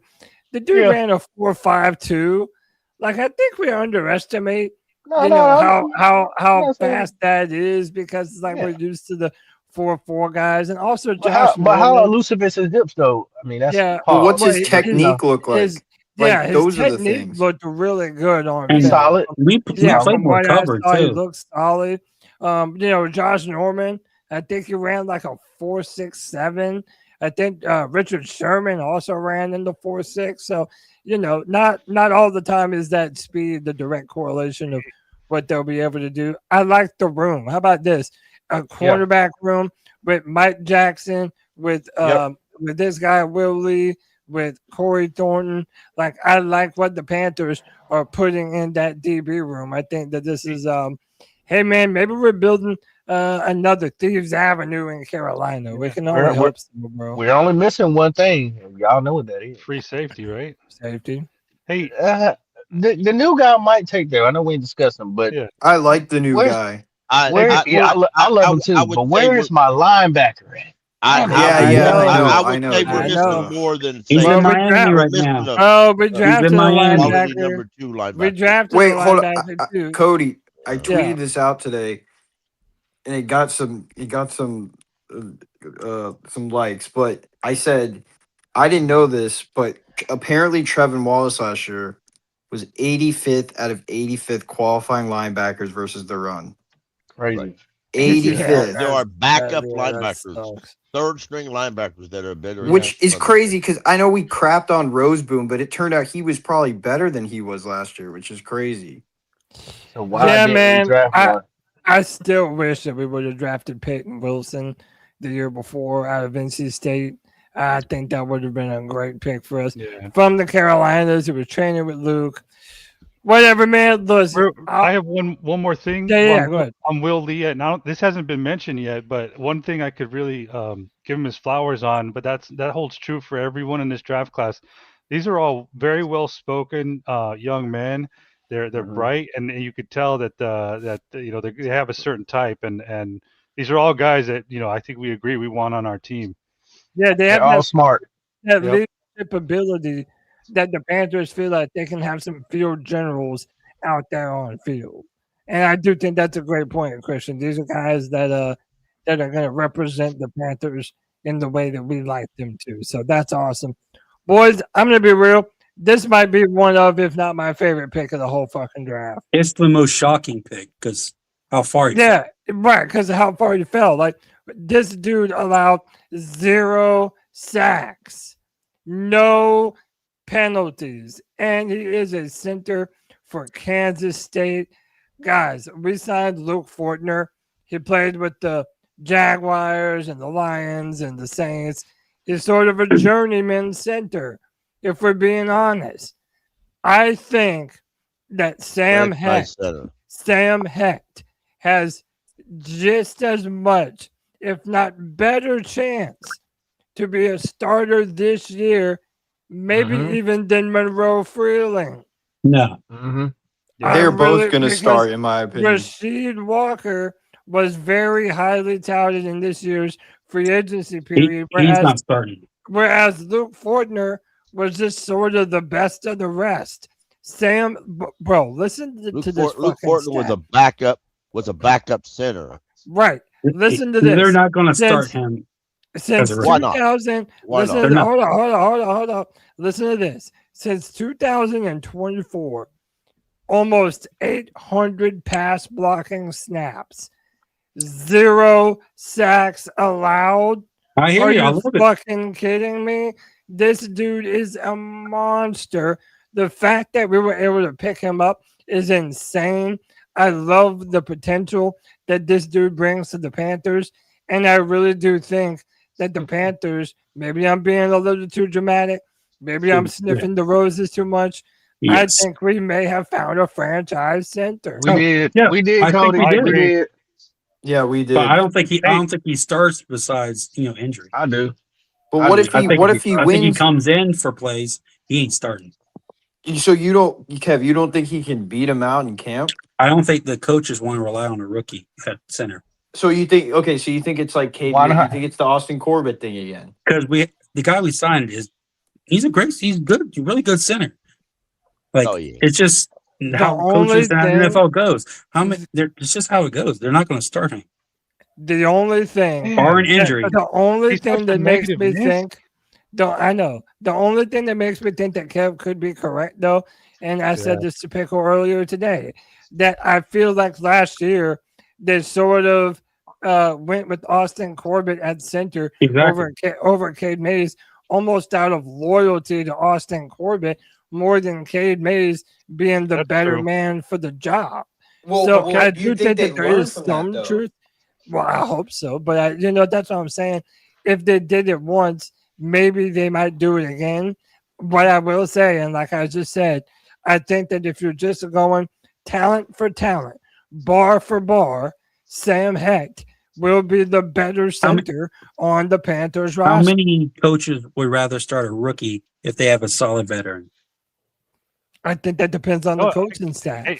I think Dave would go with the veteran in that situation. I think you're right, man. I called you negative Nancy, but I think you're right. This team, this coaching staff has a tendency to not want to start rookies on the, especially game one, unless your T-Mac. But I'm going to say a little bit on Sam Hecht. I want to go first on this one because some people in the C3 receipts chat knows, like, I was about to fucking crash out worse than Pickle was a couple years ago when we didn't take a center. I was so excited for this one because in the offseason, the number one center prospect was Connor Lew. And then all of a sudden, Sam Hecht started to get some traction and people were talking about him.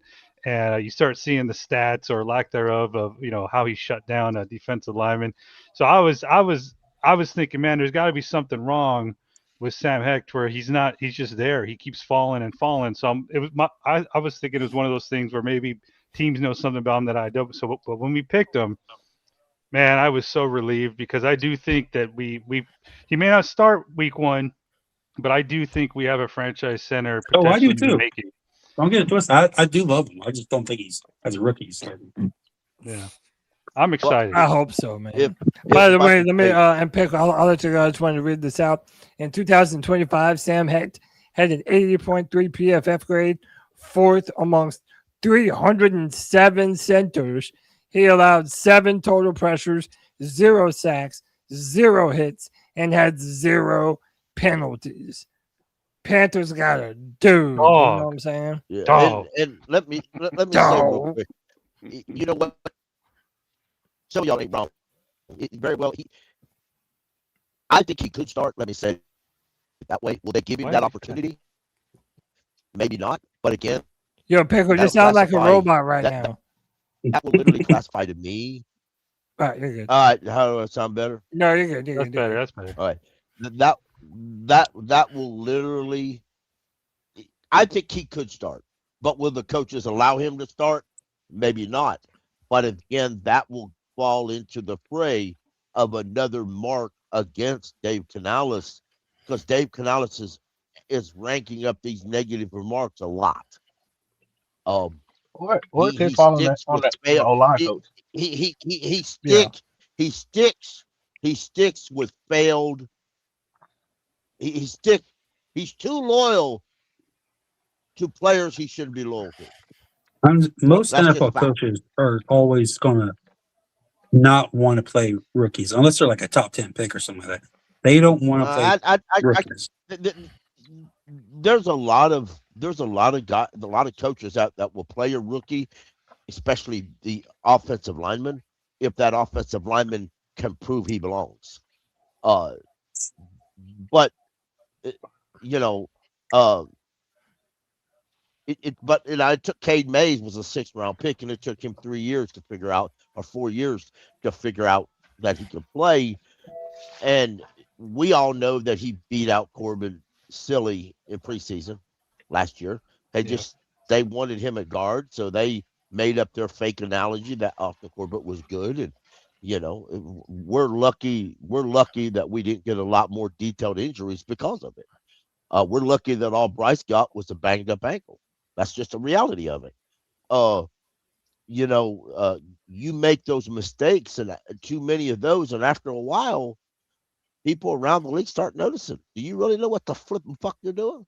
I mean, Cody's right, though. He was hired to run the offense and call plays. Now, all of a sudden, he's not doing it. We very well could have hired so apparently all he is a motivator coach. We could have hired a better motivator coach. Just being honest, and then I'll let Christian go. Like, I'm under no belief that Dave Canales or a Kyle Shanahan. You know what I mean? Like, there's, if you're giving up play calling, it's like, why? What's going on that you need to give up play calling? And by the way, like, I'm also not defending his play calling last year too. I remember that 49ers game. It was egregious how many times we went to pass the ball instead of running the ball when our running backs were getting decent yardage. But Or it to was me, like- it's like, yeah, it's like when you have an offensive-minded head coach, they should be the ones calling the shots on offense. And the fact that it's not, I don't love it. I But, feel it. Well, I feel it. I mean, Go ahead, Anthony. remember, Go ahead, Anthony. well, I'll remember. I mean, there were times last year too. Remember, we'd run on third down. You'd think he'd be setting up a pass play, and then we'd punt the ball. Like just confusing shit like that, and that doesn't make sense Yeah. to me. But like, I get what you're saying. It's like, what is his purpose now? Is he? And I keep saying this. Like, I think if we're successful, he's pretty much Nick Sirianni at this point. And like, there's Well, nothing wrong with that. He's kind of going to be the glue guy that keeps the locker room together and things like that. But I'm also like, I think there is too much on his plate. Like last year, the time management, the amount of time the clock drained at 0 and in like 1 second, and we had to do something and we just didn't know what we were doing. Like he has so much to balance. Like he needs to just be a head coach. I'm not trying to be mean on him. To me, this is just evidence. And like it or not, you're here now. You just have to deal with what you can deal with. But because you can't always restart your franchise and do it all over like you do on Madden. But Canales really wasn't ready to do what he was trying to do last year as a coach, mentally aspect of the game. He wasn't ready for all that, but he's dealing with it as he can. Real quick, I want to say this though, Cody. Whether Heck starts may depend on whether Freeland starts, because ask yourself, does Dave Canales or Dan Morgan, for that matter, do they want to go into the week 1 having a rookie left tackle and a rookie center on the same line? I hear you, and that's why I said like I couldn't completely disagree with Kev and his theory about it. What I am hoping though is that center overall, but I don't know. I don't like tough Luke. because I don't like that Luke Fortner dude. I almost feel like, I feel like it's a good problem. It is a good problem to have. All I can We also say, did start there's a Icky lot week that 1 could for be what it's said. worth, too. Right, he did. But what I am under Matt saying Rule. is that I do hope that the Panthers, I hope that they let the best man play. And that if that does happen to be the guys who don't have as much experience, then, hey, man, I hope that that's what they do. Hey, let's move on. Right. We only have 2 more draft picks. Zakee Wheatley, drafted out of Penn State, tall, rangy player who was picked at 151. Zakee Wheatley allowed a 69.2 passer rating when targeted. He had an 89.2 PFF grade, 1 interception, 1 pass breakup, and allowed just 7 receptions. He also had 59 solo tackles, proving to be great in the open field. Excited to watch him on Sundays. He also allowed the fewest yards in coverage last season at 36. Where do you guys think Zakee Wheatley fits into this safety room for the Panthers?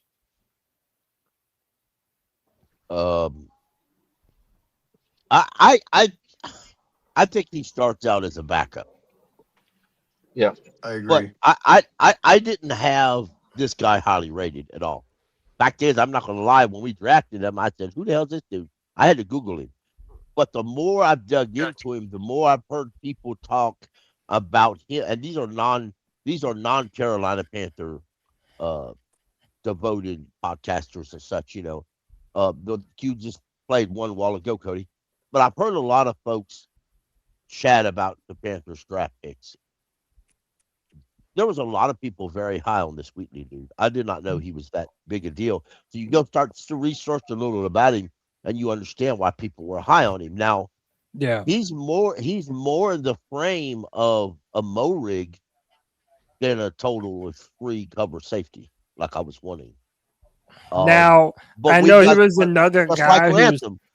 No, yeah, I mean, we've got a lot of run-stopping safeties. But that's what we need to talk about on our depth chart here. So we have Trevon Moore, Trayvon Boyd was a dog last year. Love what that dude brings to the team. Love the physicality. You know, Lathan Ransom was a guy that we've all been very excited about and what he could do. I do feel like where Zakee Wheatley differentiates himself is that he can be that true over-the-top free safety. I do think that he has that potential. Now, his combine was not that great. His RAF score was lower compared to what you might want at that position. But again, the dude's a 5th-round pick or whatever the fuck, you know. So he's going to have to fight for a job. But dude, give me him over Nick Scott any day of the week, right?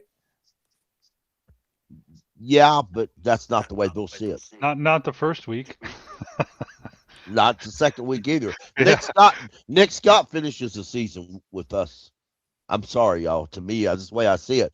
Not that I want to see it that way, but I don't see anybody, not counting Morig, that they drafted or signed in free agency that automatically starts over Nick Scott or even pushes Nick Scott for a job. I just don't see that. I hope I'm wrong. I would love. I said at the end of last year that I thought Ransom would come in this year and take the free safety job. I hope I'm right. I hope he does, just because I don't have to see Nick Scott again. And I would rather see Ransom up there and make his young mistakes and see Weekly coming off the bench, or if Weekly can beat Ransom, let Weekly start, as long as I don't have to see Nick Scott. But they still have Isaiah Simmons penciled in at safety instead of linebackers. So, but I just don't see that's going to happen. I think Nick Scott is our starting free safety week 1, as much as Panther fans don't like it. I heard Wheatley was in a lot of people's top 100 draft boards, and the one thing I like about him is his size, man. 6'3", 200 pounds. That's like prototypical how I would want my free safety to be.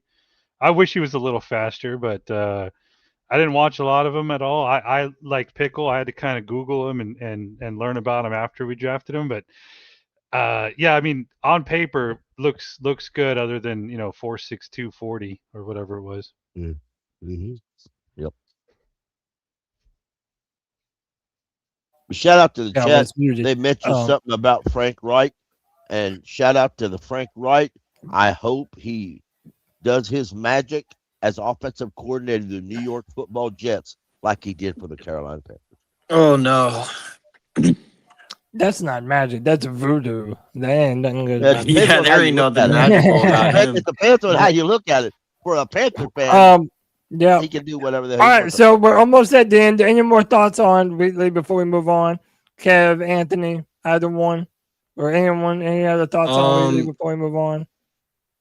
No. What numbers are you going to wear? What numbers are you going to wear in the NFL? I don't know. He wore 6 in college. Now that we don't have old Buddy anymore, he might be number 6 now. I don't know. Miles Sanders. Yeah, Miles Sanders. Who's old Buddy? Miles Sanders. He ain't had Miles Unless Sanders. someone else wore it. No, who was the running back last year? No, he wore number 5. Wore number 5. Yeah, Dowdle wore number 5. My bad. I'm an idiot. I don't know. We'll see. We'll see. Maybe he is number 6. But wait a minute, Sam Martin's still on the team. And that's who it is. Yeah.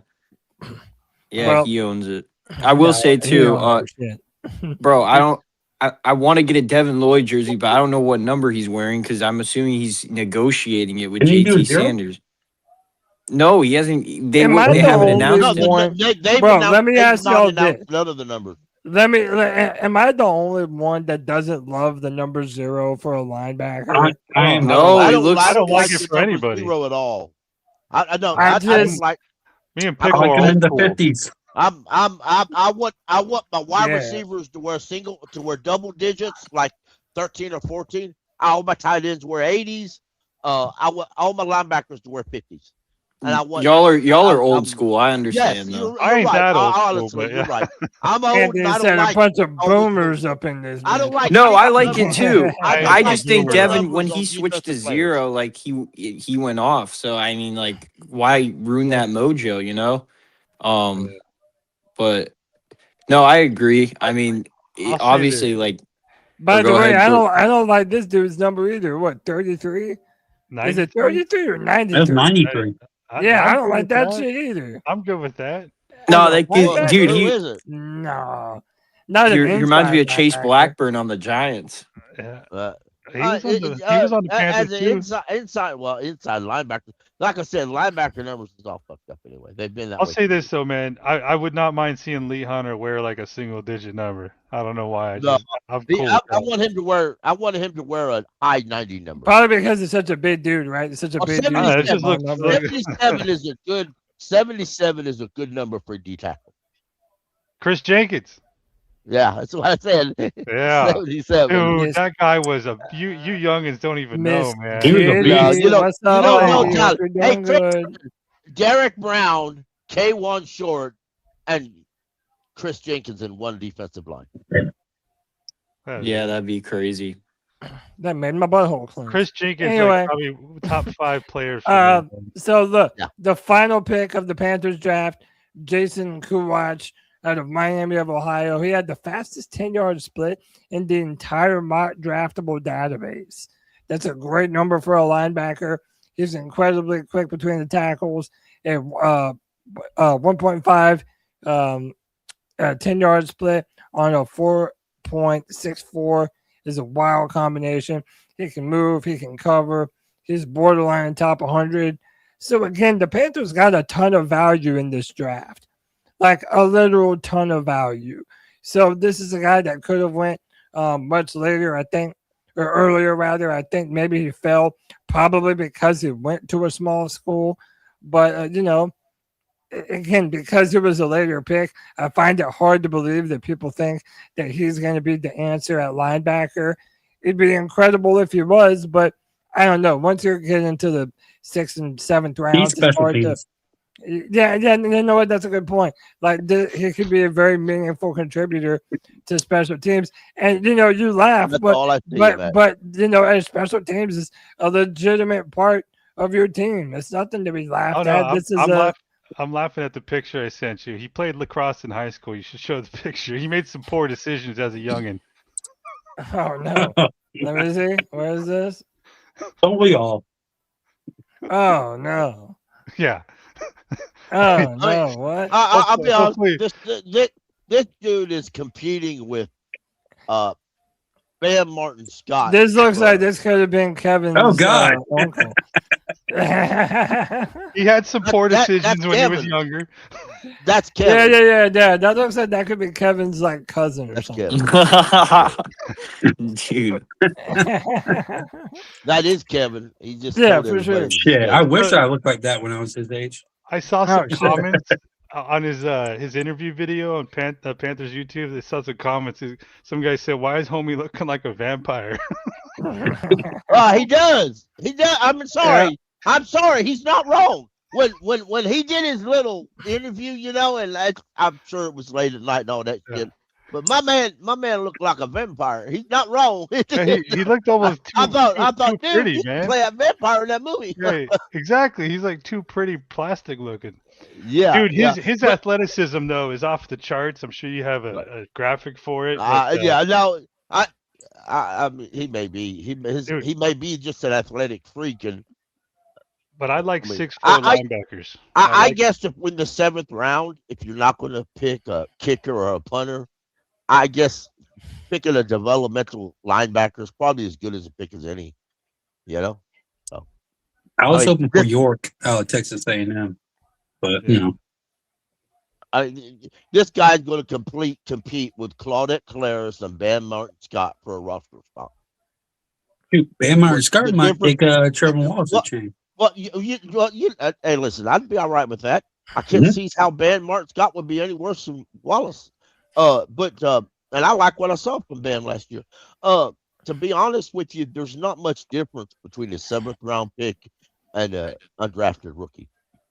No. I mean, there's So not really, Yeah. yeah, I mean that's and kind of what I'm saying. And by the way, to that point, a lot of those players, once they get the 7th round, sometimes they'll tell the team, "Nah, don't draft me," because then they get to sign with whoever they want to. well, Yeah. but And the they pay really is don't. relative. The Yeah, pay between a 7th round pick and an undrafted is like relatively the same. So a lot of the players are like, "Well, I'd rather pick where I'm gonna go rather than be a bubble guy and Yeah, going to fucking Cleveland or whatever." You know. but even then, though, if these guys tell the team, "I'd rather not be drafted," it's up to the team. The team says, "Well, too bad, we're going to draft you anyway." Yeah, That's no, that's true. But so, didn't he 'cause- have the fastest 10-yard split? Yes, long- he did. Yeah. In the entire mock draft, so mock draftable, like they do the spider so he charts split. that shows so he you like split all, you know, fast. all of the different combine grades that they put up in comparison with other players, and his was the best 10-yard split of any linebacker in the mock draftable database. So that's He can cover. pretty insane. He sounds very cool. He sounds very, very great. Yep. I still Cody, have you know to what? ask. So he's a 7th round pick because he came from Miami of Ohio, All right. or just Before we move you know- on, Hold on, yeah, Cody. go ahead. Yeah. I was going to say, this draft, like they passed on a lot of the guys that I really liked, and for like usually when that happens, people get angry or whatever. I'm not even mad because I like the players that they got. No, Yeah, you said this I last agree- night I on your agree with call, that. I think. Yeah, I Yeah, I was like, I'm not even Or no, mad. not last night, Tuesday. I fucking forgot what day it is. Jeez. Right. We were talking about Lee Hunter earlier, and I made the statement that I would have took a linebacker instead. I didn't mean that as a negative to Lee Hunter, but I understand what you're saying. There's a lot of guys I would have took, but this is still a great draft. So Yeah, I can't absolutely. fuss about anything. Before we move on, so this is the entirety of the Panthers draft class and free agency. Christian and Pickle, would you two like to fight over Hans King? Yes, he's mine. Listen, Haynes King is beat out Will Greer, and we're going to keep 3 quarterbacks this year, and he's going to be the Didn't he win ACC Player of the Year? I don't keep up with that. So he might I mean, that doesn't mean much. but You know what? You fucking Yeah. Hey. that's a good response, Kevin. I like that. But I mean, and I only say now. Listen, I'm not gonna. Yeah, I've watched Haynes King in a few games, and I like the kid, but I want to be realistic here. If there goes to a time in the game when you're down to your 3rd string quarterback, something ugly's happened, and you need that boy's legs. Whatever it is, it's fucked up, and you need his legs because chances are your offensive line done got clusterfuck. I'll And you say got this, man. 199 injuries and probably 50 people on IR.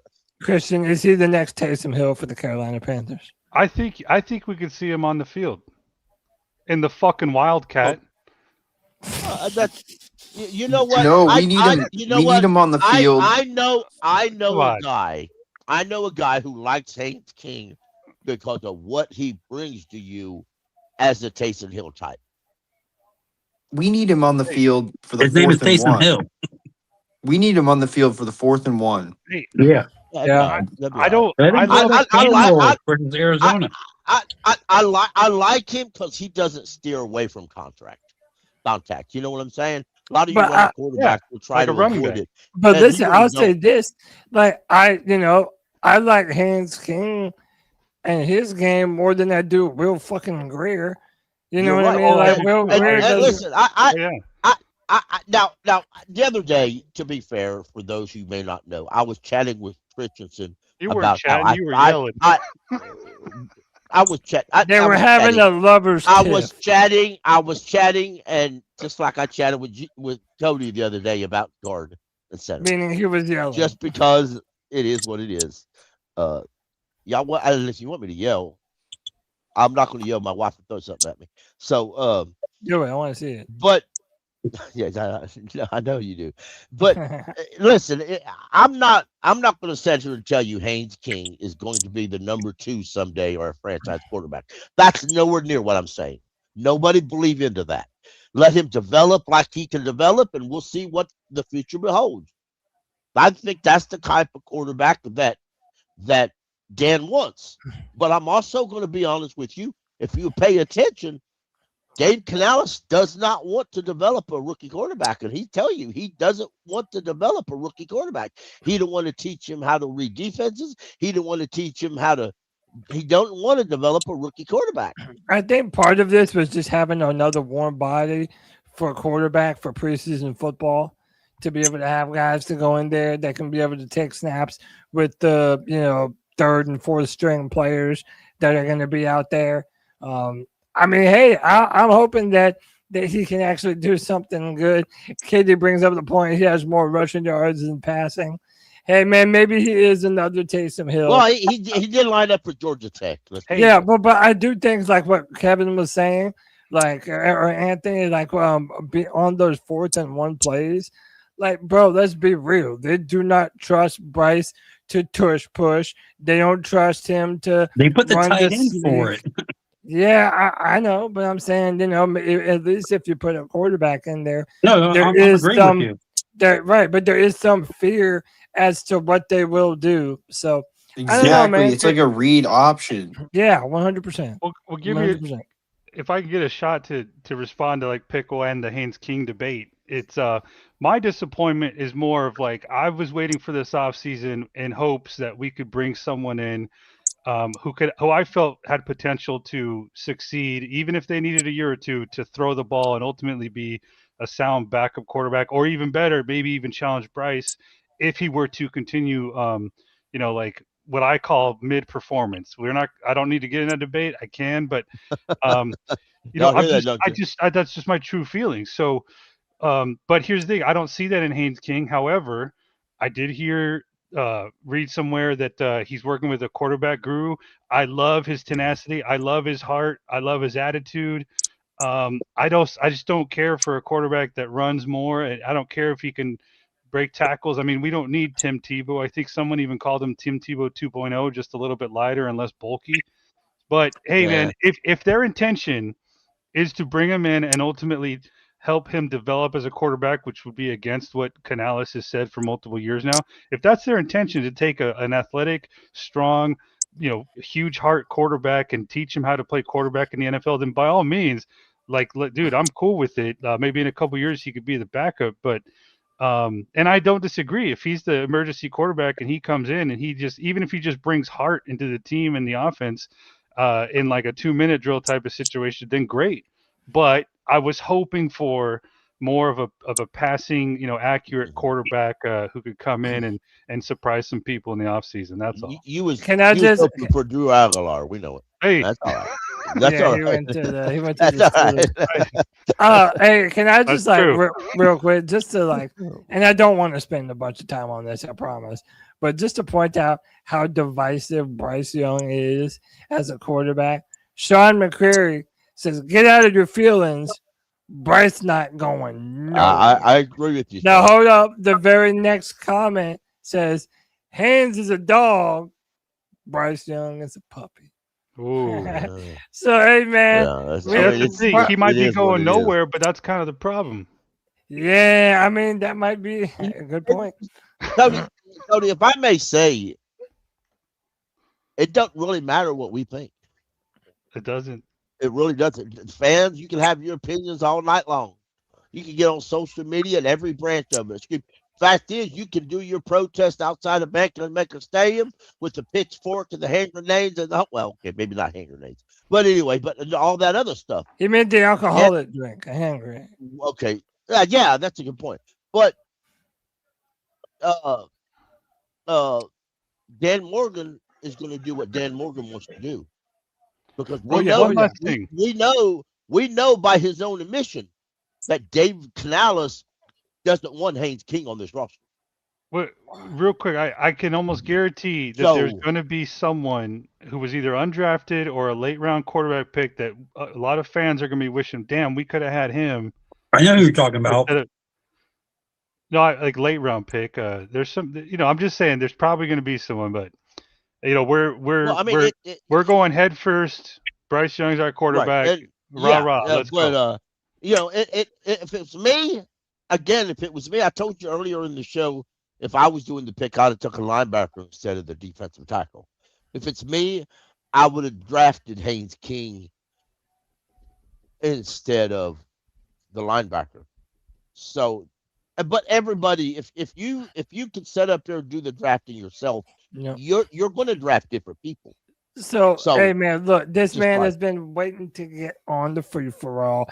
It's my dog, Kyle, back on the free for all. Kyle, how are you, brother? What's up, dude? Good, boys. Just got off work and happy to be here. What's up, Welcome, good sir? man. Y'all hear me? Sir. Yes, sir. Yeah, we can Loud hear and you. clear, bro. Yeah. Okay. What did you? So tell me, man, what did you make of this entire draft for the Panthers? So I'm high on a bunch of the players. Personally, I think this is all my opinion. I'm not going off of what other people said or what sports outlets are saying. Personally, I think Lee Hunter, the defensive lineman, is going to be a good rotational guy. I think Monroe Freeling can start at either tackle position, depending on how the Panthers want to work the line when it comes to the end of the season.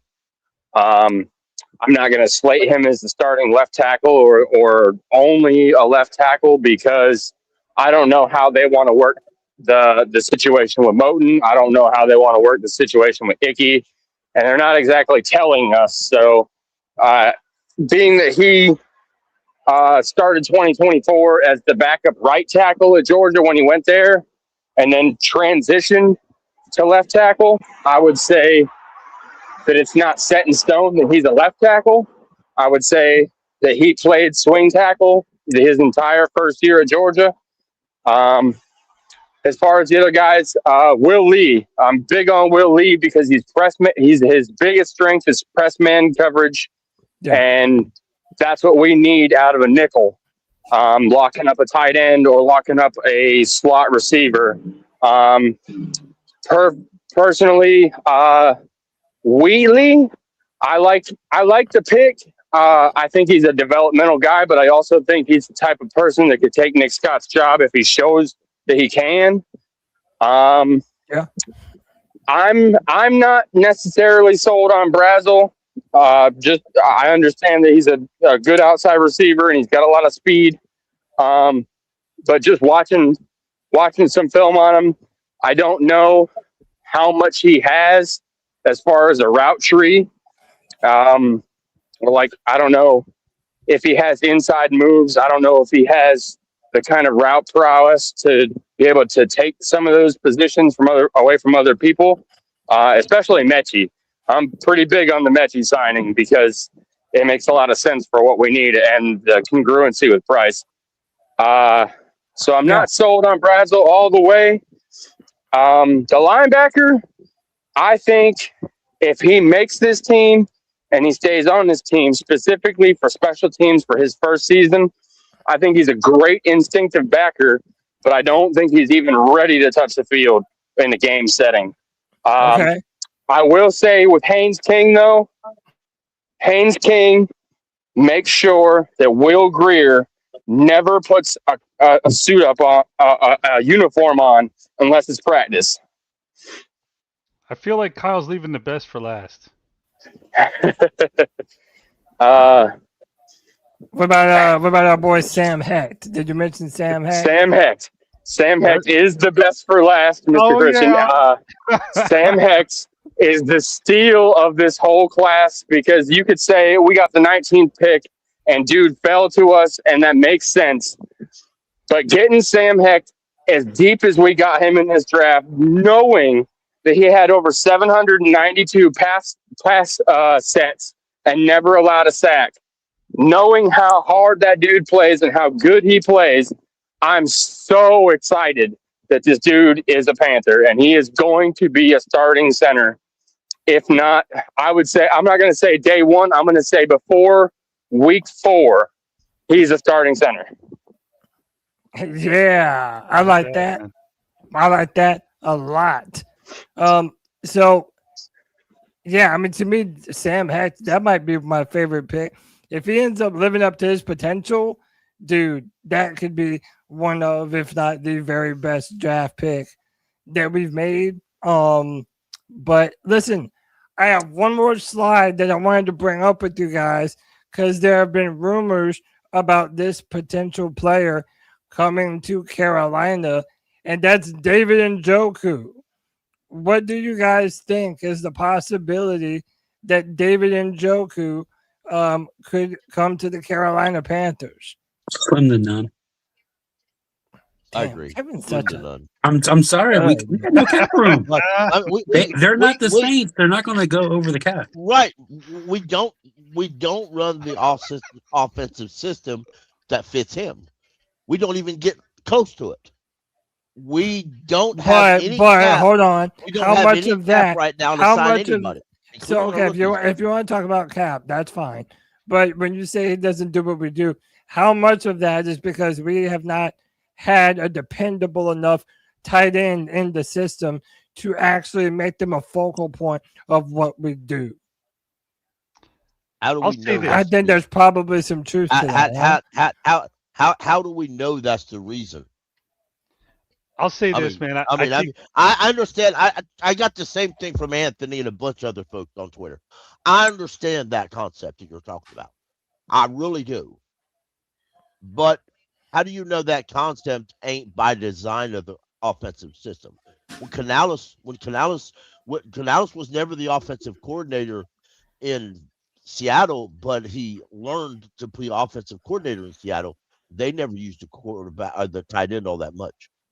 That was by design. When he went to Tampa, he used the tight end out of necessity, not out of because he wanted to.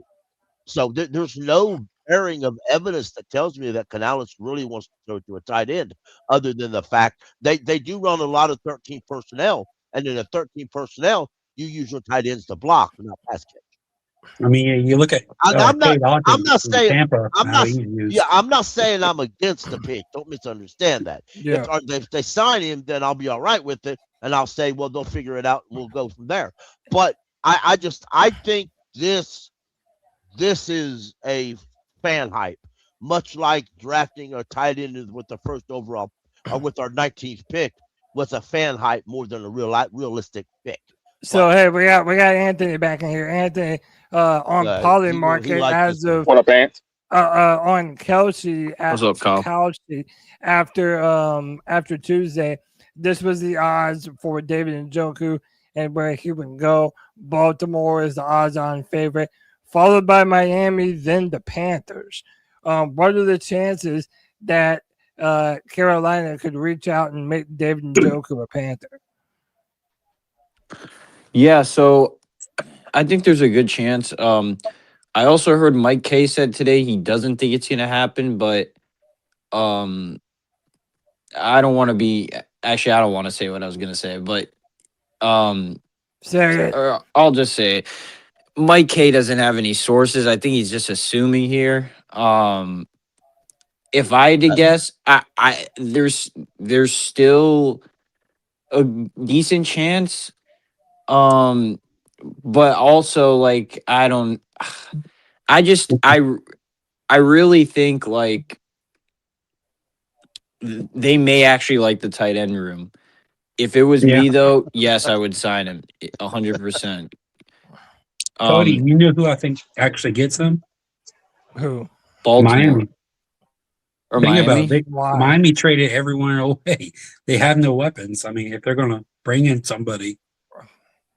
Yeah, he also played. Yeah, football, but Kev, but yeah, but I will say like I think the Ravens GM came out and said that their pick came down to Sadiq, the guard, and Bain. So like they were still like they may still want a tight end. I don't know though. I think he's going where the money is. Yeah, I agree. Like I agree. I mean, I would like to echo what Pickle said.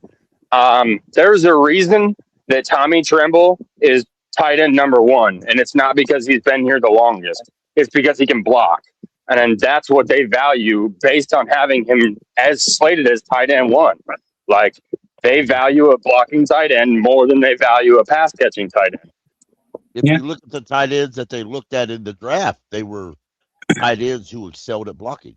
I mean, that's what Cade Otton did in Tampa. I mean, he can catch, but like he's a blocker. Exactly. Evan Mitchell's is a good blocker, but he's young and developing. Right, and you're not going to spend. He's making like 13.6 per year. Like, why would you spend $13 million on a blocking tight end? That's what I'm saying, Cody. Yeah. No, I hear you. But Ed is 100% right, and I've been saying it for a while now. I believe they're good with their tight end room. As much as fans don't want them to be good with it, they're good with their tight ends room. Well, yeah, because the truth of the matter is, you can't just give up on a player after 1 or 2 years. One, Jatavian Sanders, say what you want about him to this point, but he's still been a young player. Mm-hmm. He still has a lot of what I feel is untapped potential.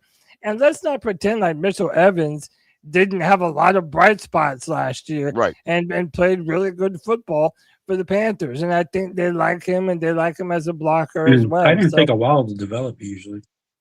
Yeah, they do. But I also think that if they did sign David Njoku, it's under the mindset of, you have, okay, so the Panthers just picked up Bryce Young's fifth-year option.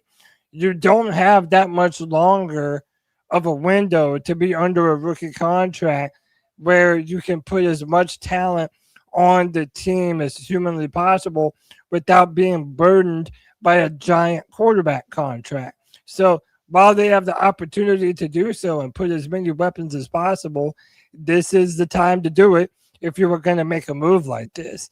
Now, do I think it's likely? No, probably not. But I do think that would be a really, really good weapon if the Panthers really wanted to add another ace in the hole of, red zone targets for Bryce just to be able to throw it up, put the ball up there, and knowing some guy will come down with it. You could do a lot worse than David Njoku. No chances, Yeller B, they don't. They haven't. They probably will, but they haven't.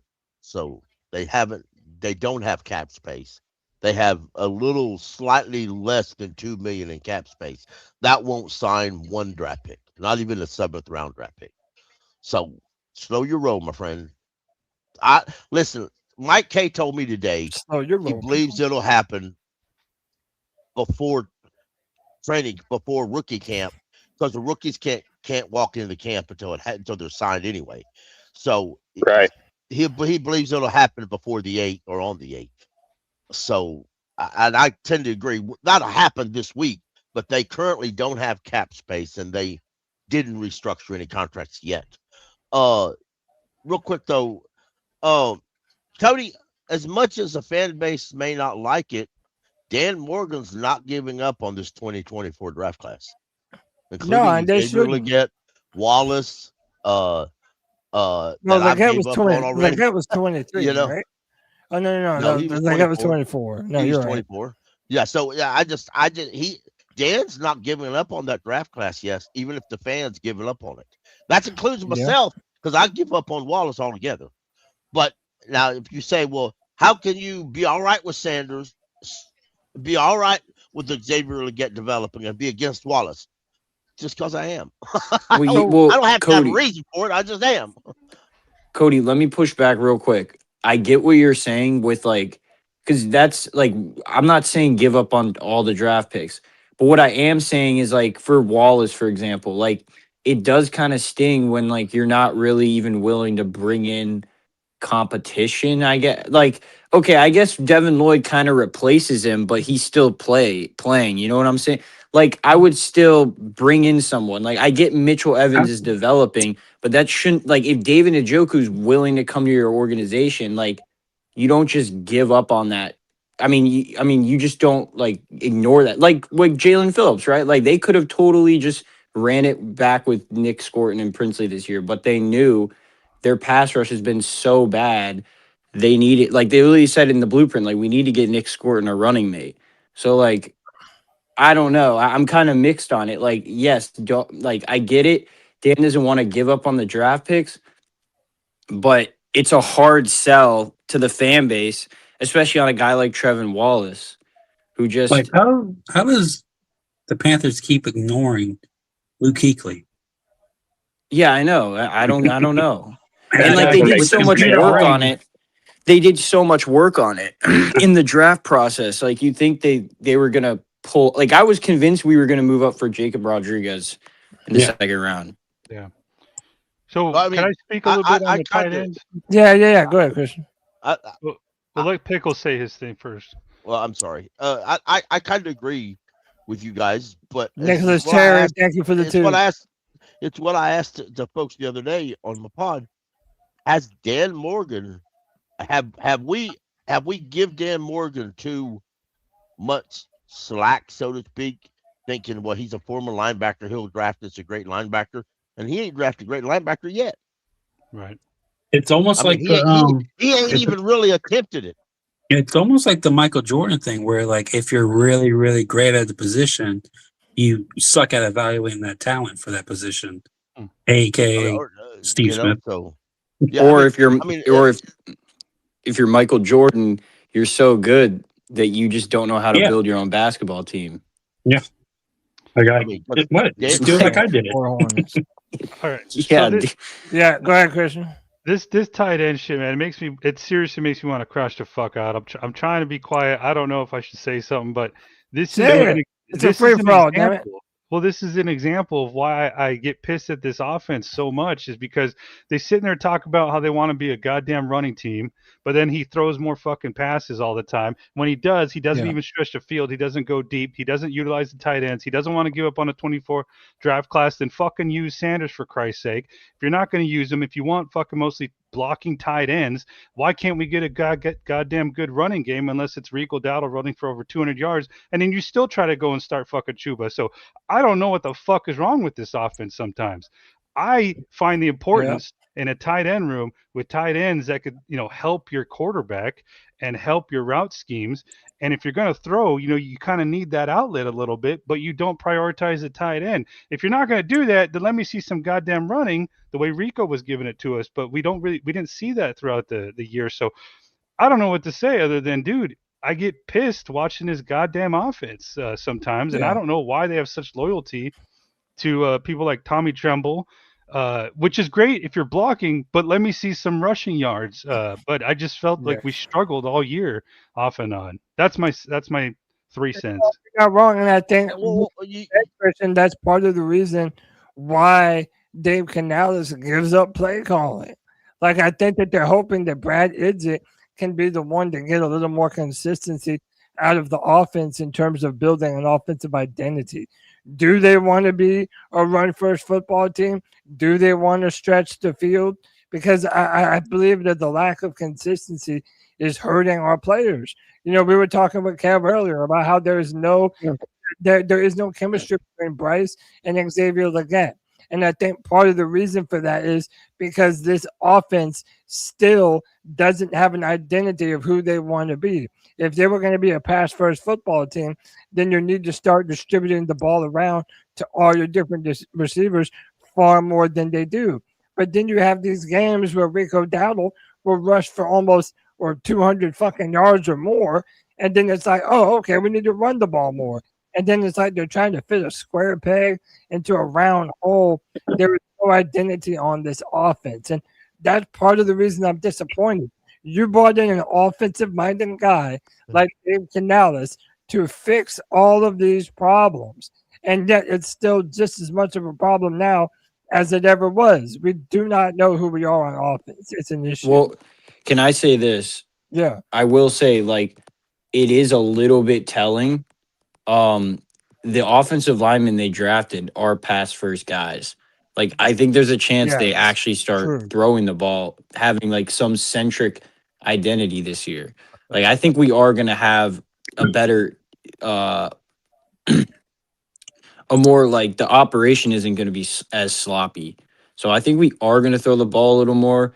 Last year, we didn't really have a run game when the offensive line started getting hurt.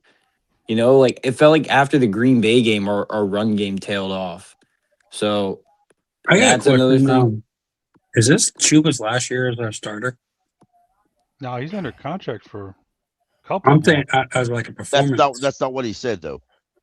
Oh, As a I starter. mean, and- if Brooks stays healthy, I think he is. I think Brooks just has 100%. Brooks can just do things he can't do. But Also Brooks has depends gotta on be healthy for that. also depends on AJ Dillon too. AJ Dillon's I mean, not Nah, just y- anywhere. not AJ Dillon's kind of like a depth piece, I'd say. I mean, I think he's going to get some run. So then, what is That- Trevor? that- is that- Trevor being that- the odd man out? But I think that's the question. Because I think Dillon is. let's just say we trade deadlines in week 9, right? Let's just say by week 9, Brooks has already pretty much done the Rico thing and overtaken the depth chart. You've got a quality backup in Dillon who can get you that short yardage, and Right. Trevor ET's still developing. What the cap situation, just by contractor wise, you save a bundle of money by trading Tuba then. And he had interest last year. Not saying that interest is still there, but Remember thought Ricky the process, dog? it's possible. Remember the Ricky the dog insider posted that I think New England was going to trade for Chua Right, at exactly. some point. So as far as if Brooks takes the number 1 job, AJ Dillon, he could be that number 2 guy in a short yard situation, and when Brooks wants a breather, but I mean, then Chuba and Brooks have gotten real close as friendships. So I don't know that had anything to do with it, but under Canales, it really They does. definitely don't have anything. They don't give a damn who's your buddy on this team. speaking about Brooks, though, You're right, but Canales does. Go ahead, Christian. I have this feeling that I think our season's going to be dictated by 2 main people, Jonathan Brooks and Brad Idzik. I think we go as they go, to be completely from what I can. That's my gut feeling right now. Yeah. That's not really good for us. Well, Brooks can be great. We don't know yet. I mean, heck, they Well, both could be great. Could be. We don't know if he can stay healthy yet. No. Yeah. That too. That's why it's kind of up in the air for me. If Brooks is playing well enough to be a true RB1, and if Idzik isn't like calling dumbass plays where it's 75% of the same thing all the time, or flea flickers at the 30-yard line, then maybe we have a good offense. Thankfully, that wasn't a flea flicker. But Brooks is only here for 2 more years. So even if you trade Chuba, you're going to have to draft a running back next year. Well, either that or pay Brooks a bundle of money. That I think that I Chuba's don't- good I mean, as an RB2. The real problem with Brooks is that when we I don't think when Chuba's we got a little. when we finally see Jonathan Brooks, we're only going to have 2 years of him to really evaluate who he is as a player for us. We have I mean, this year, do you really need this that year much time and to? next year. No, Do you but I need that mean, much like time? if you're gonna want to pay the dude, I mean, you for know, a running back position, I don't think you need that many years. Chuba's contract, it goes to 2028, but I mean, He's but not the going to last- be here that long. but the last year, I would say 2027. I mean, they'll save 9.2 million by releasing him at 2028. I don't see them paying him 10 million to be a number 2. And Nope. and they're available to save that much money. And You know besides, how much if- we paid Miles Sanders to be a number 2? well, yeah, that's because Scott Fitterer fucked that shit up when he signed his ass money. Yeah. So that's it. Most of our issues, not I don't say most, that's the wrong word. Most, a lot of our issues on this roster now are still extensions from the Matt Rule and Scott Fitterer era. Yeah. And the Frank Wright mistake and all that issues that's still resonating on this roster now. And well, there's I not a think lot we this can do about it. year, this team, as a roster, can get ahead of all of that. Because I don't think there's that much of it. Which, I mean, because you got to think Brooks or not Brooks. Well, yeah, but I'm saying like what Ickey's a part players? of that.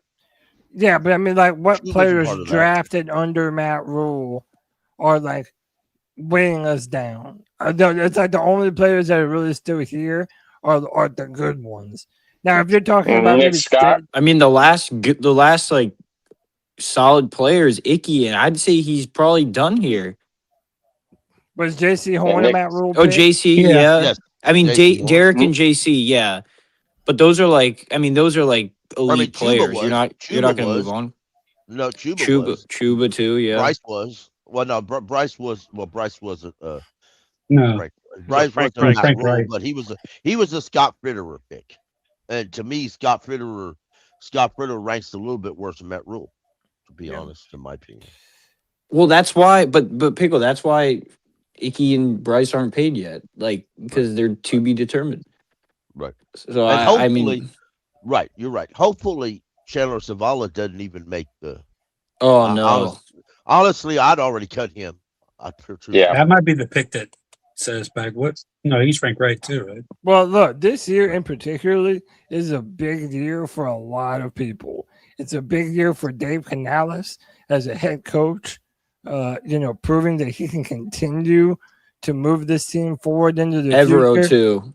Yeah, absolutely. For Evero, Evero has had so many opportunities to right this defense, and sometimes that happens, sometimes it doesn't at all. I think Xavier Leggett as a player this year could very much decide his future and who he is as a player.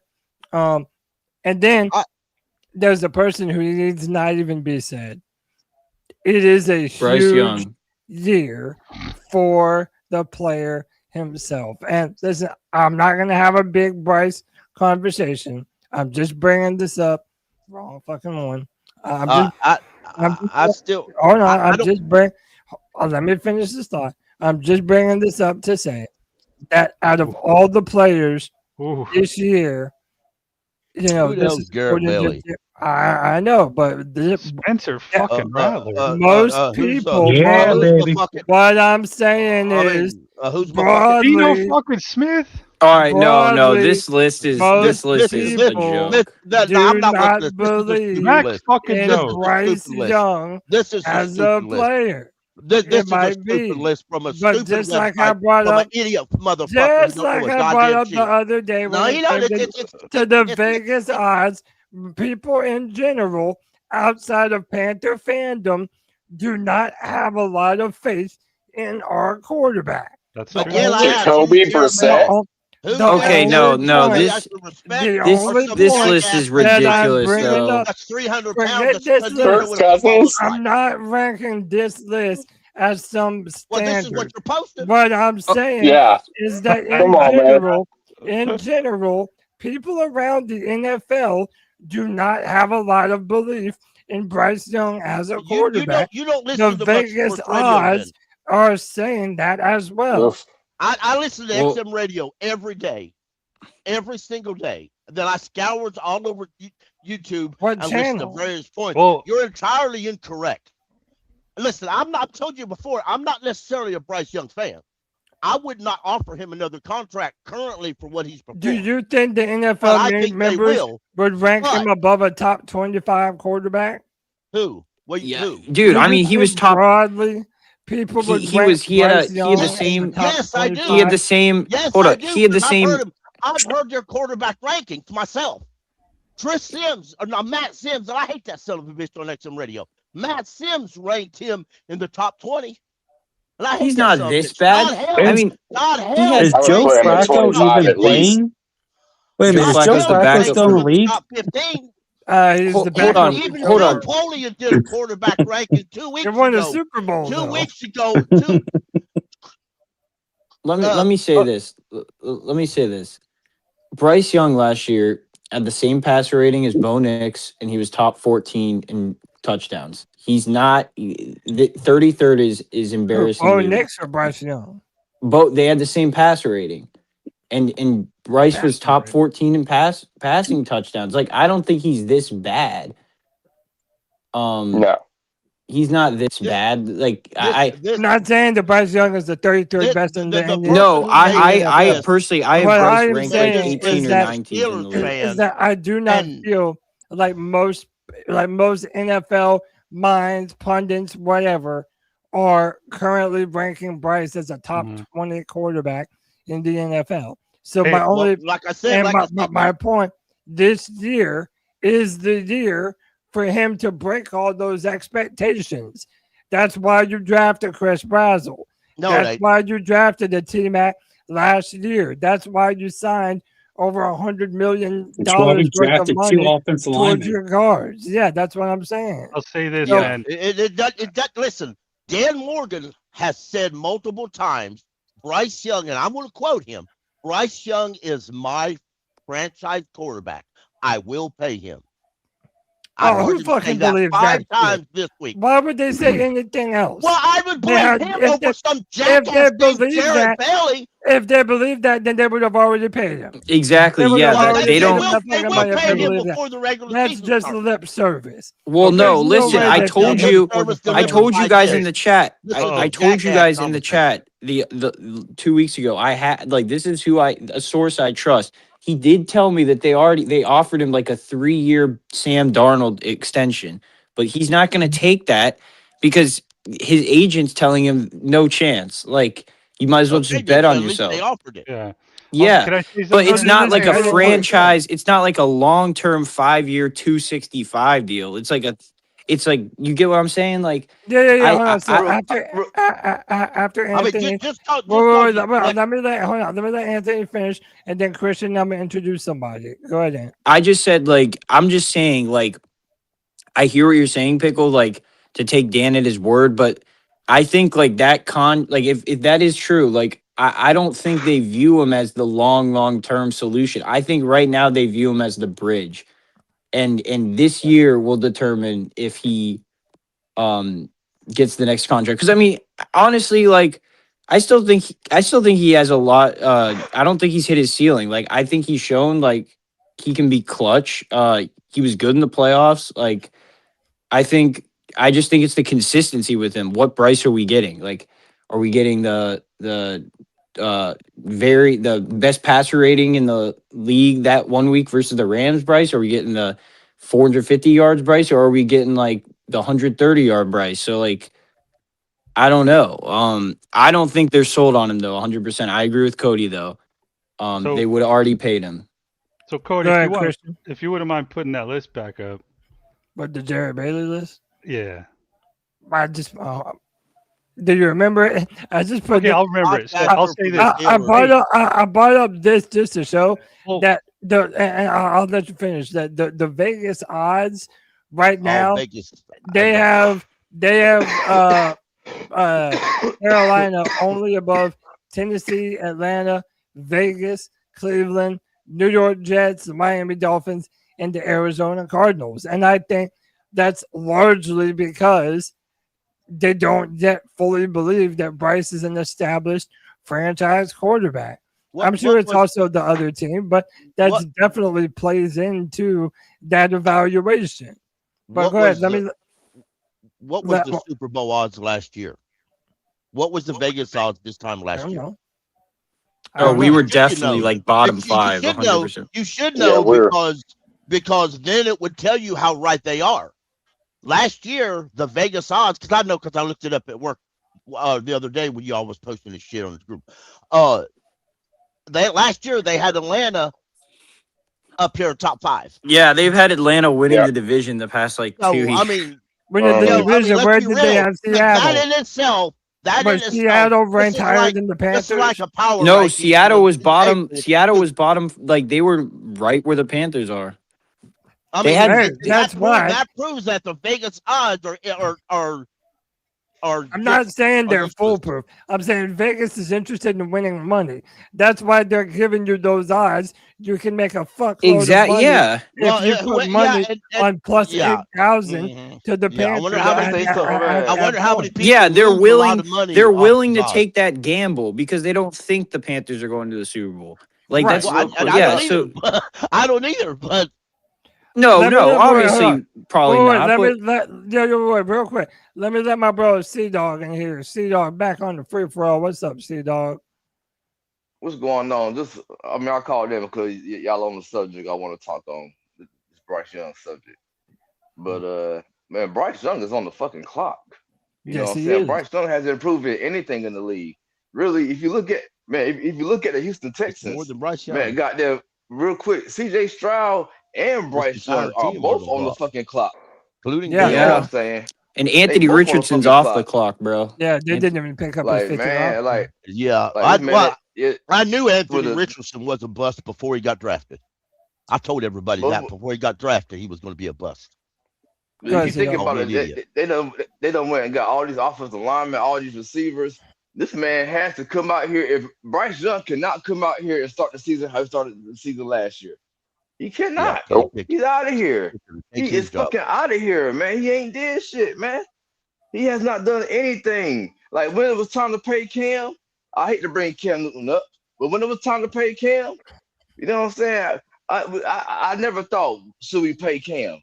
Man, take the fucking goddamn Brinks truck and back it up the fucking Cam Newton house. Same thing with Luke Kuechly. I never thought, like, dude, you got to pay Luke. But this guy, like what Cody was saying with Dan Morgan, I believe his word's salad with Dan Morgan. That's my franchise quarterback. He has not done anything yet. Do y'all not forget this last season? This motherfucker had a goddamn game. He only had like 50 goddamn yards for the whole fucking game. He had 50 fucking yards. Y'all fucking forget that shit. No, bro, forget we're C-Dog. agreeing, C-Dog. We ain't nobody on this panel saying he deserves the max extension, bro. We hear you. Even he don't deserve 150 million. No, you probably no. Not yet. Listen to me. Somebody throwing for 50 yards in the NFL, but there is a throw-in league now, even though we still run the ball. But the way they throw the ball around, 50 yards in a game is fucking embarrassing, man. That's fucking embarrassing. The fuck? It is, Jake the man. Home And- goddamn, man. Jake the Home got them throwing bombs. He Are y'all was talking about- serious? And Man, one of Jake the the things Home I said balled out earlier, in the motherfucking Super Bowl. Man, Jake the see, Home dog, was a what fucking baller. I Hold on, said Cody. earlier was that Chris Brazel. One of the things that I'm worried about is if Bryce is going to be able to hit him in stride, and I really Right. do mean that because Brazel is. And that's another thing. He hasn't been a prover of proven to be a deep ball thrower. Yeah. That's what I'm saying. Man, he got so improved, man. This right here, he's on the fucking clock, man. T-Mac a beast. We got goddamn Razzle Dazzle, and Razzle Dazzle got them fast as fuck. If we can't And get by this the way- motherfucker the ball, man. But everything that C Dog is saying is why I brought the list up. I'm not saying that he has to be a bottom of the NFL quarterback. I'm saying that if he isn't, this is the year that he has to prove it. It has to be this year. They picked up the fifth-year option. Like, do we really want to do this another, 2 whatever years in a row? I don't. I want the return on the investment now instead of continuing to kick this can down the road. Christian, you wanted me to bring the list up. I got it back up.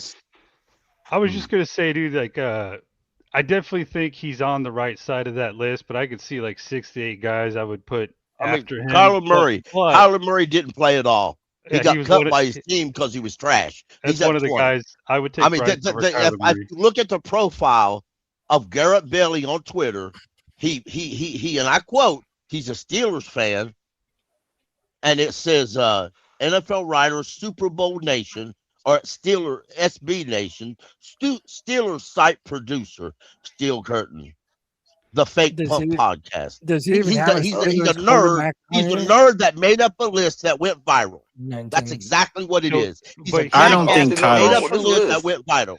The I mean, biggest look at red the flag- Mills is freaking better than list. Bryce Kirk Young. Cousins played for the Falcons. Hold on a minute. Ass like this. Was a fucking Yeah, last year. Played in two So the games. last thing, I mean, Pickle, your microphone. hey, shit. Pickle, your microphone is going crazy. Pickle, you sound like a robot. Dude, he's crashing out so bad his Motherfucker microphone's having a heart He attack. also can't even hear shit we're saying. Pickle, your microphone is going crazy. You sound wild. Dude, The biggest No, I know red what you're flag. saying. And you know what? I'll repeat it all. Oh, God. Kyler Murray was cut by his team because he was trash. That's You dog. heard shit. that? Daniel Jones was a fucking backup. not Daniel Jones. Excuse me, Daniel Jones. Daniel Jones was got good hurt last this was year. a backup. Mac Jones Daniel Jones a is the fucking most Daniel Jones- efficient quarterback Daniel last year. Jones Will. was better than Kirk Bryce. Yeah. Daniel Jones was better than Bryce last year. Fuck it. He just was. Mhm. Okay, They're fine. okay. And again, Daniel Jones' part was a misstatement. I didn't mean Daniel Jones. Excuse me. Kirk Mac Cousins Jones. played for the Falcons and whoopee doo. They made a lot, didn't they? Well, he played okay Spencer at the end of the Rattler year. played in what, 3 games and got benched? Yeah. But also, The guy you're just that basing it off of wrote last this is year. a Steelers podcaster who just wrote it to get clicks.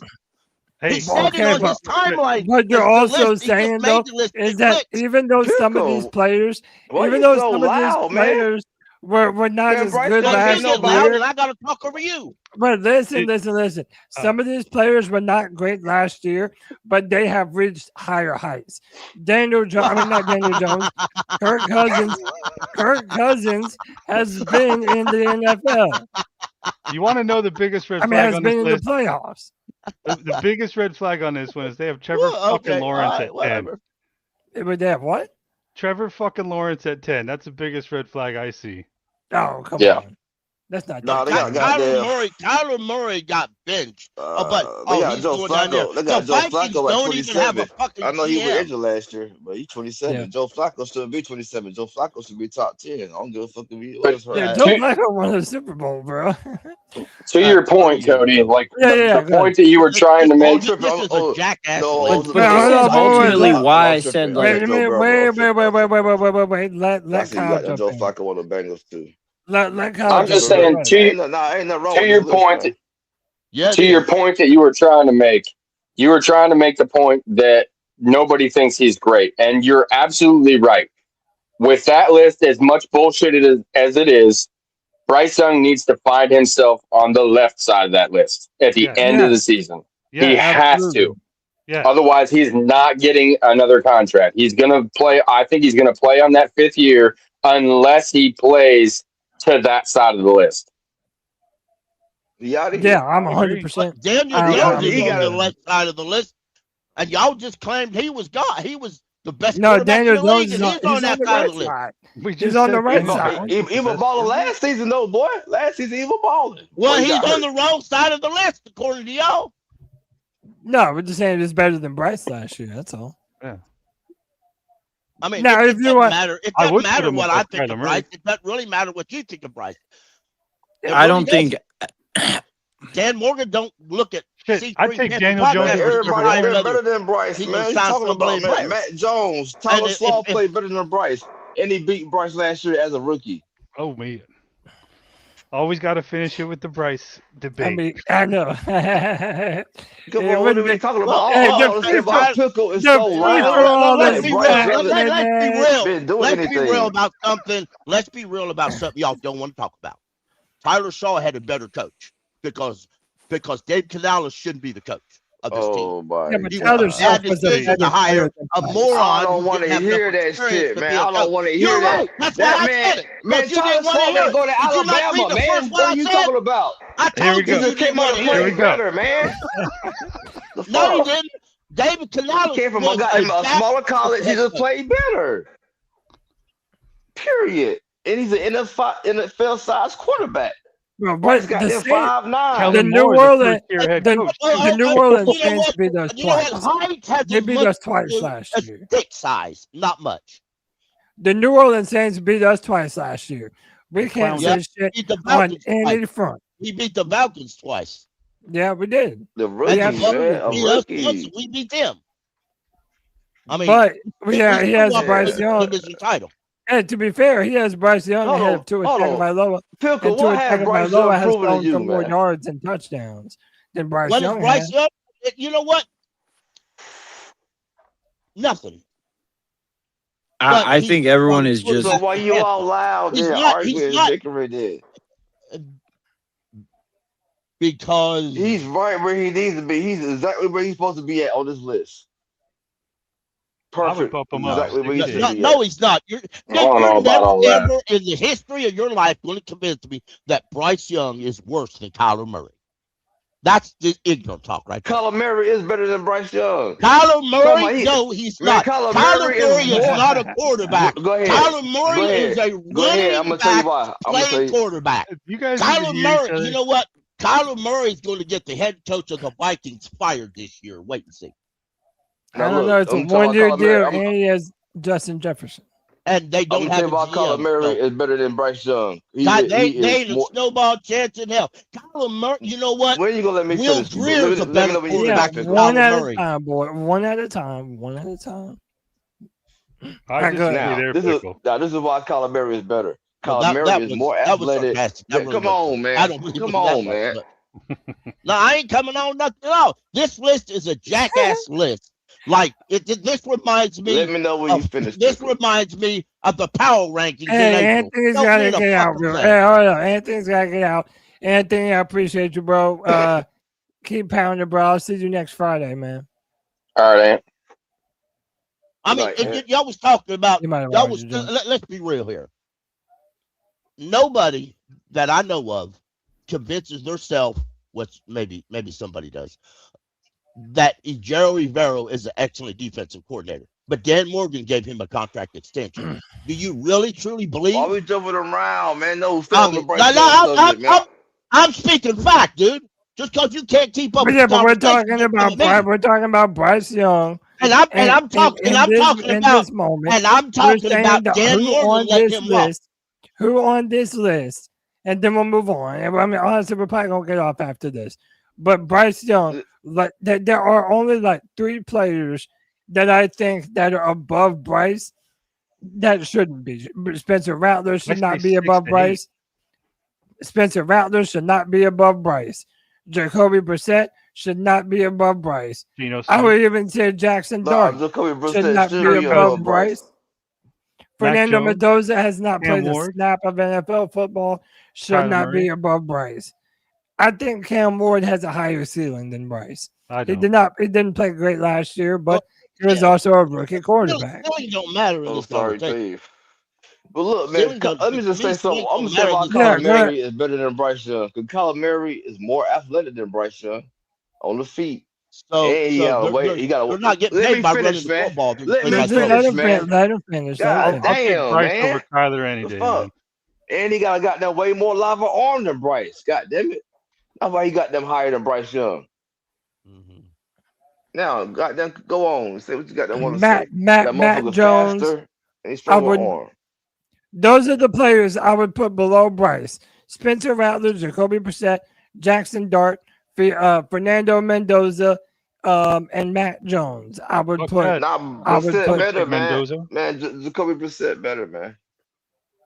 He's a veteran, Ooh. man. He's better. better than. I don't know if I'd say I Brissett give better than Bryce. I give you Mendoza. I give you Mendoza and Spencer Rattler. He even got them Jackson Dart. Well, showed you that he belonged last year and he was playing without Malik Neighbors. Yep. That's what I'm saying. So, man, I see Bryce at 26 or 27. Yeah, me too. That's 26 fair. to 27. That's fair. That's fair. I But agree. that's still that's still the back half of the So, NFL starting quarterback. Go but ahead, see, Christian. here's the thing: we get into these debates, and someone brings up Ivero. Here's my only argument: Ivero fucking at least got our defense to mid last year. Okay, Why- brought it up. why can't Maybe our he had the offense two be best there? DBs this year.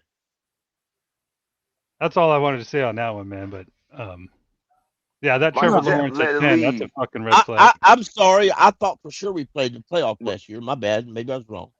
Sorry, my bad. Yeah, the I thought we Panthers played in the played But playoff. playoffs. what was I our guess I record, was though? wrong. My What was apologies. our record, The though? whole team, the whole Panthers played in the playoffs last year. It's not just a quarterback. I wouldn't put I will Drake say May that Bryce Young. I think Bryce Young has a whole lot more 100-yard games than 200-yard games. So, I mean, Yeah. at the end of the day, piss on his list. At the end of the day, he's just got to be Right. better.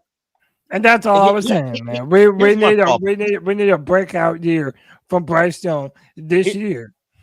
Here's my problem. I don't believe in Dave Canales. I don't believe in his entire Oh, coaching staff. my God. Hey, go Pickle. I mean, heck, Can I talk, I'm almost or do there. I I'm going to be almost there. consistently interrupted? No, we're both cutting each other off. Just go. I don't believe in Dave Canales or the entire coaching staff. I don't believe in the offensive coordinator. I don't believe in the guy he brought in to play offensive coordinator. The guy was flipping burgers, hanging out at the beach before he got here. Why? Because no other NFL team wanted his ass. All right, let's be real about it. All right, the entire defensive coaching staff has been here for the entire time, and none of them wanted to be here a couple years ago. Okay. The only reason why Ivero's still here and trying hard is so he can get that head coach job. And unless he's hired as a head coach by somebody else, he'll be here next year regardless of how bad or good this defense is. So, Pickle, you have every right to feel that way. I'm not even saying you're wrong. But am I wrong in saying that same lack of belief you have in Canales, that's the same lack of belief I have in Bryce? I don't believe dude is a franchise quarterback. Well, I just don't believe that. I don't believe that either. But here's what I'm trying to say, Cody. If Bryce goes because he played bad, and if he plays bad, he should. Y'all may not like this, but the entire coaching staff goes. The entire coaching staff from top to bottom. And whether you want to complain or not, that's how it is. And the next guy you hire may not like the guys you got on staff. That's just how it works. That's how it worked with Canales. That's how it worked with Frank Wright. That's how it worked with Matt Rule. And all the way back to Ron Rivera and John Fox. You may not like it, but a new coach will bring his way, and he normally don't like the guys on the roster. There's only one way that you're wrong, Pickle. There's only one way that you're wrong. Let's say this offense bottoms out, and yeah, you would have to blame the coaches too, of course. But if Dave Canales and Dan Morgan go to David Tepper and say, we feel like we do not have the quarterback necessary to run this offense, then David Tepper might well give them a year to fix the quarterback position. I'm just saying, it's at least a possibility. And that's only if the offense bottoms out. And you've heard Canales say this. He don't like rookie quarterbacks. So Canales is going to go get probably Geno Smith and bring him in as your quarterback. I mean, Canales is not going to go get this hot top 5 quarterback that everybody wants to slobber over. He's already said he hates quarterback. He hates rookie quarterbacks. He said it 3 or 4 times live on pressers, and he people said that doesn't want to believe it. Rookie quarterbacks. Yes, he said I don't want to develop a rookie quarterback. I hate to develop a rookie quarterback, and I quote that because he said I don't want to teach him how to read the defense. I want somebody who already knows how to read the defense and already knows what they're doing. To push back on what you said, Cody. To push back on what you said, though, I don't know that any one of on this coaching staff goes to David Tepper and says Bryce Young is the problem without getting his job taken, because David Tepper is in love with Bryce Young, and that is his pick. I don't know about that though, Kyle. Man, David Tepper is in the background now. David Tepper got them Morgan run shit. You guys should look it up, man. So if that's the case, they wouldn't go to Tepper. Well, right? If that's the case, they would just They would just say, "Sorry, Bryce, go on." Wait, but hold on. Go ahead, Christian, and then I want to respond to I think it was before the Super Bowl. Tepper did some interviews, and it might have been. I think he did a couple, but I want to he was very choice with his words, and when he was talking about Bryce, like he wasn't overinflating him, like he wasn't propping him up. He was just. I got the sense that he kind of knows that Bryce has some improvement to do. I noticed it. I recommend you guys try to find it. Watch it, see what you think. But that told me the way he was speaking that he wasn't completely sold yet. Well, the reason why I do agree with Kyle in a sense is because, and I've said this before, people on this panel can back me up, that the coaching staff that was here, Frank Reich and the blonde dude, I forget his name now, that was the offensive coordinator. I don't believe that Bryce was their favorite quarterback in that draft. I believe David Tepper, when the Panthers moved up to number 1, David Tepper said, why are we not going to draft the consensus #1 quarterback in the draft in the form of Bryce Young? So I do feel like David Tepper was the manipulator that pushed the Panthers towards Bryce Young. Now, I think that Dave Canales and Dan Morgan believe in Bryce. I don't think that they're lying to us. I just do think that David Tepper, that was his pick in my opinion, and in the opinion of a lot of other people. But I honestly think Yes. right now, I think of the three, I would say Tepper's probably the one that is least for Bryce right now. He may still be wanting him to succeed and give him all the tools he can, but I think of the three, I think Dan likes him, Dave likes him, but I think Tepper's the one, even though he might have picked him and swayed the decision, just from just the tone of voice and the words he chose. What it told me was that he understands that Bryce is not yet the franchise guy. That's all. That's what I saw. On this link that I've got shared down there, Cody, it's through the Charlotte Observer, and it says, and I'll try to blow it up. No, you're good. It says that let me read it out loud. How about the intrigue of developing a young quarterback behind Young and Pickett? Not so much. Not really. Canales told the Charlotte Observer during NFL annual meeting, I prefer guys that have been trained. Kenny Pickett's been trained. I hope to accent his training.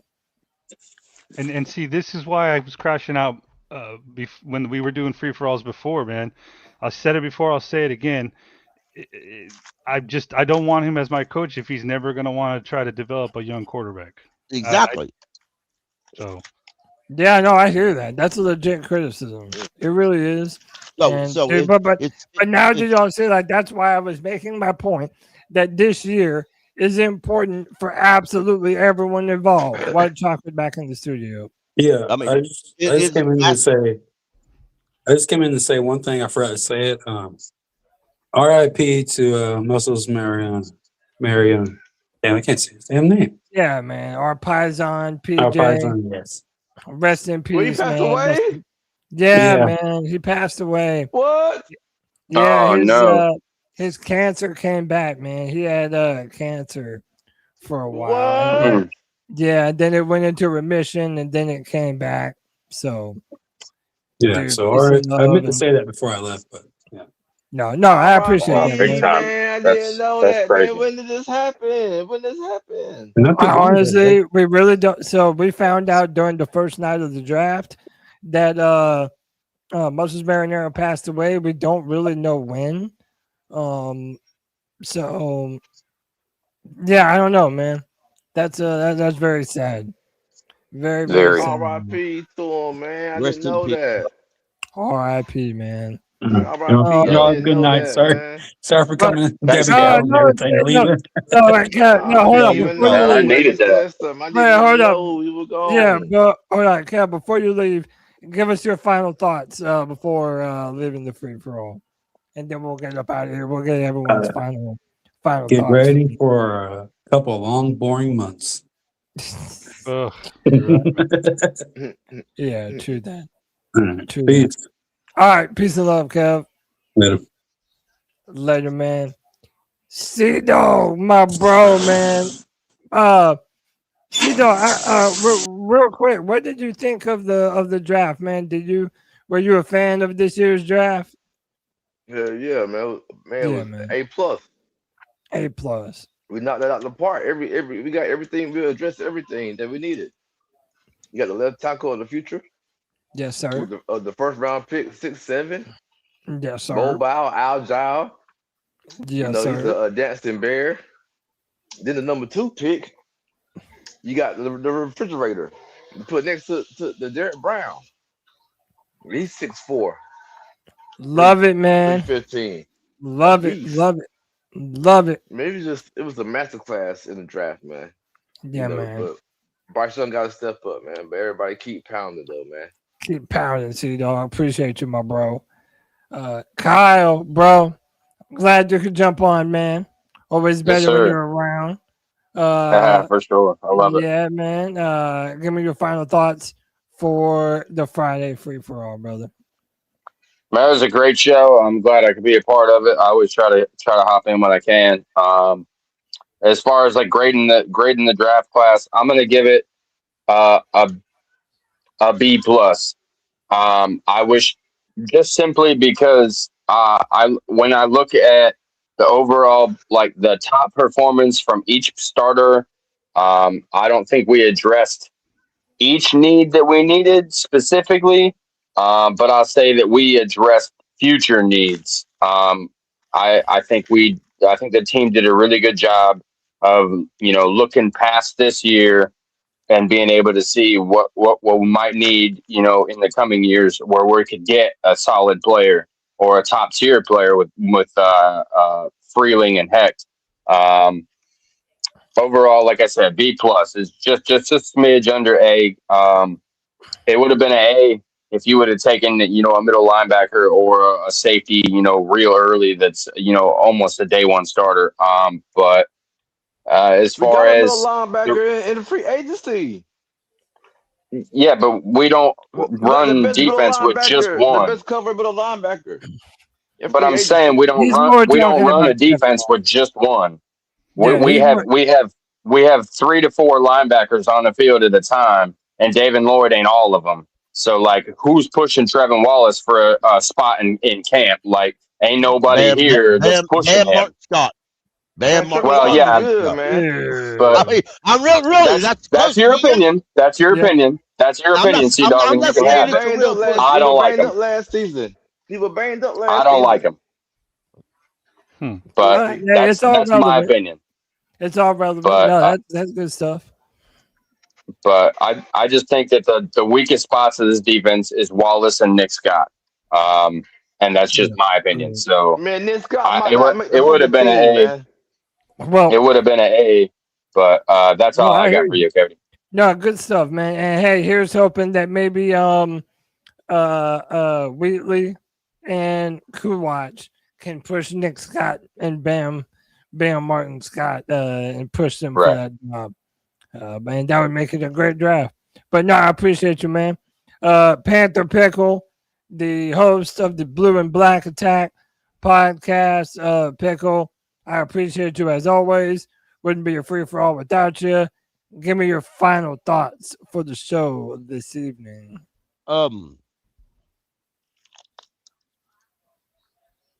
You could say I just say this.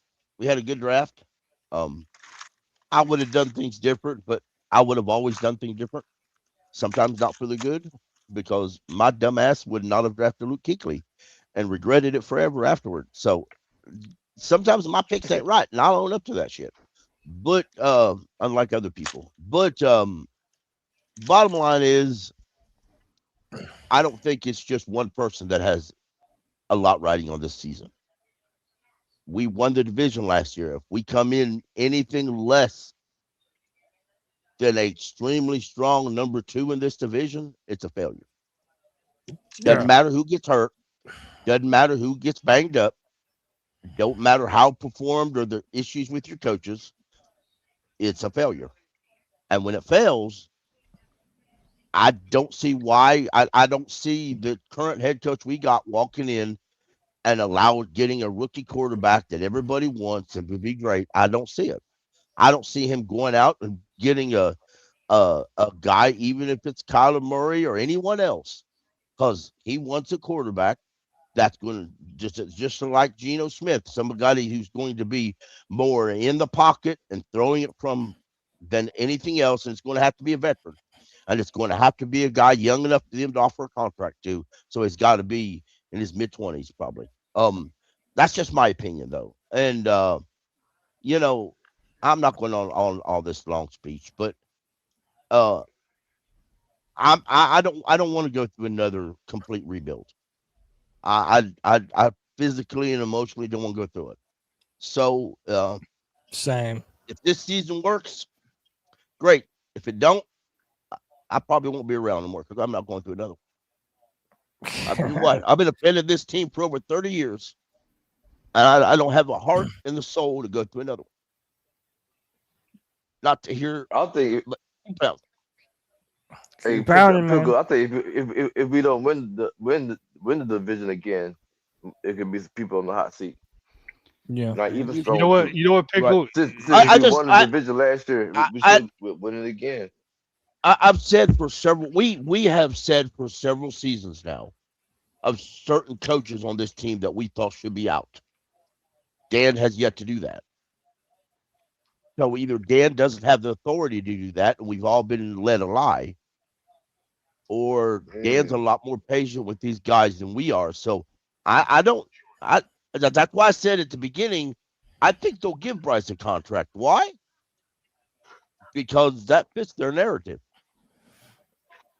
Yeah. But anyway, Keep pounding, bro. Christian, my man, appreciate you, man, being on here from the very start and all draft too, man. I appreciate your presence. Give me your final thought for the free for all, man. Yeah, man. Hey, you know, Pickle, just know that like if that were to happen, bro, you have a lot of followers and fans that listen to you, and even those that you don't want to listen to you, like, we'll be here to pick you up because that's what Keep Pounding is all about. I don't want to go through it again. I've thought the same thing. I was just with our offense. I don't want to pick on it, but I just don't want to see another bad offense. It sounds negative, but it comes from the heart because I know we can do so much better. We had a great offseason, man. I was predicting we would go after the top linebacker, that we would go after an offensive tackle.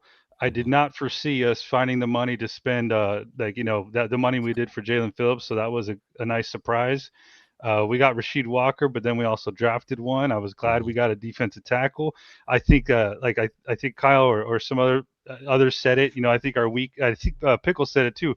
I think our weak point right now is probably the second inside linebacker, and then and in my opinion, I would have liked to have seen someone come in who can run an offense, managing the game from the pocket to kind of challenge maybe a prospect we could develop. And maybe we get that in Haynes King or some. I don't have faith in Kenny Pickett or Will Grier, but overall, though, I say that just to say that, like, I think we addressed a lot of teams. I think we've been getting better for a couple years now. Our depth's getting better, and we're getting players with good heart, love football, are well-spoken, and they're rebuilding that culture, and we just got to keep getting better, though. Keep pounding at it. Right. Yes, sir. Keep pounding, boys. This has been another edition of the C3 Friday Free-for-All. My name is Cody Lashney. The hiatus is over. We will be doing these every single Friday at 7 p.m. Unless I'm on vacation, which I hold the right to do so if before the season starts back up, because we're going to go full force as soon as it does. But, man, I appreciate y'all. That's Kyle. That's Sea-Dog. That's Panther Pickle. That's my man Christian, the Sigma Panther.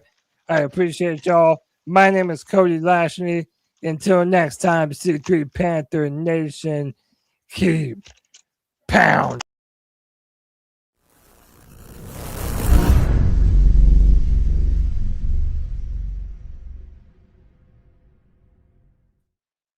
That was fun.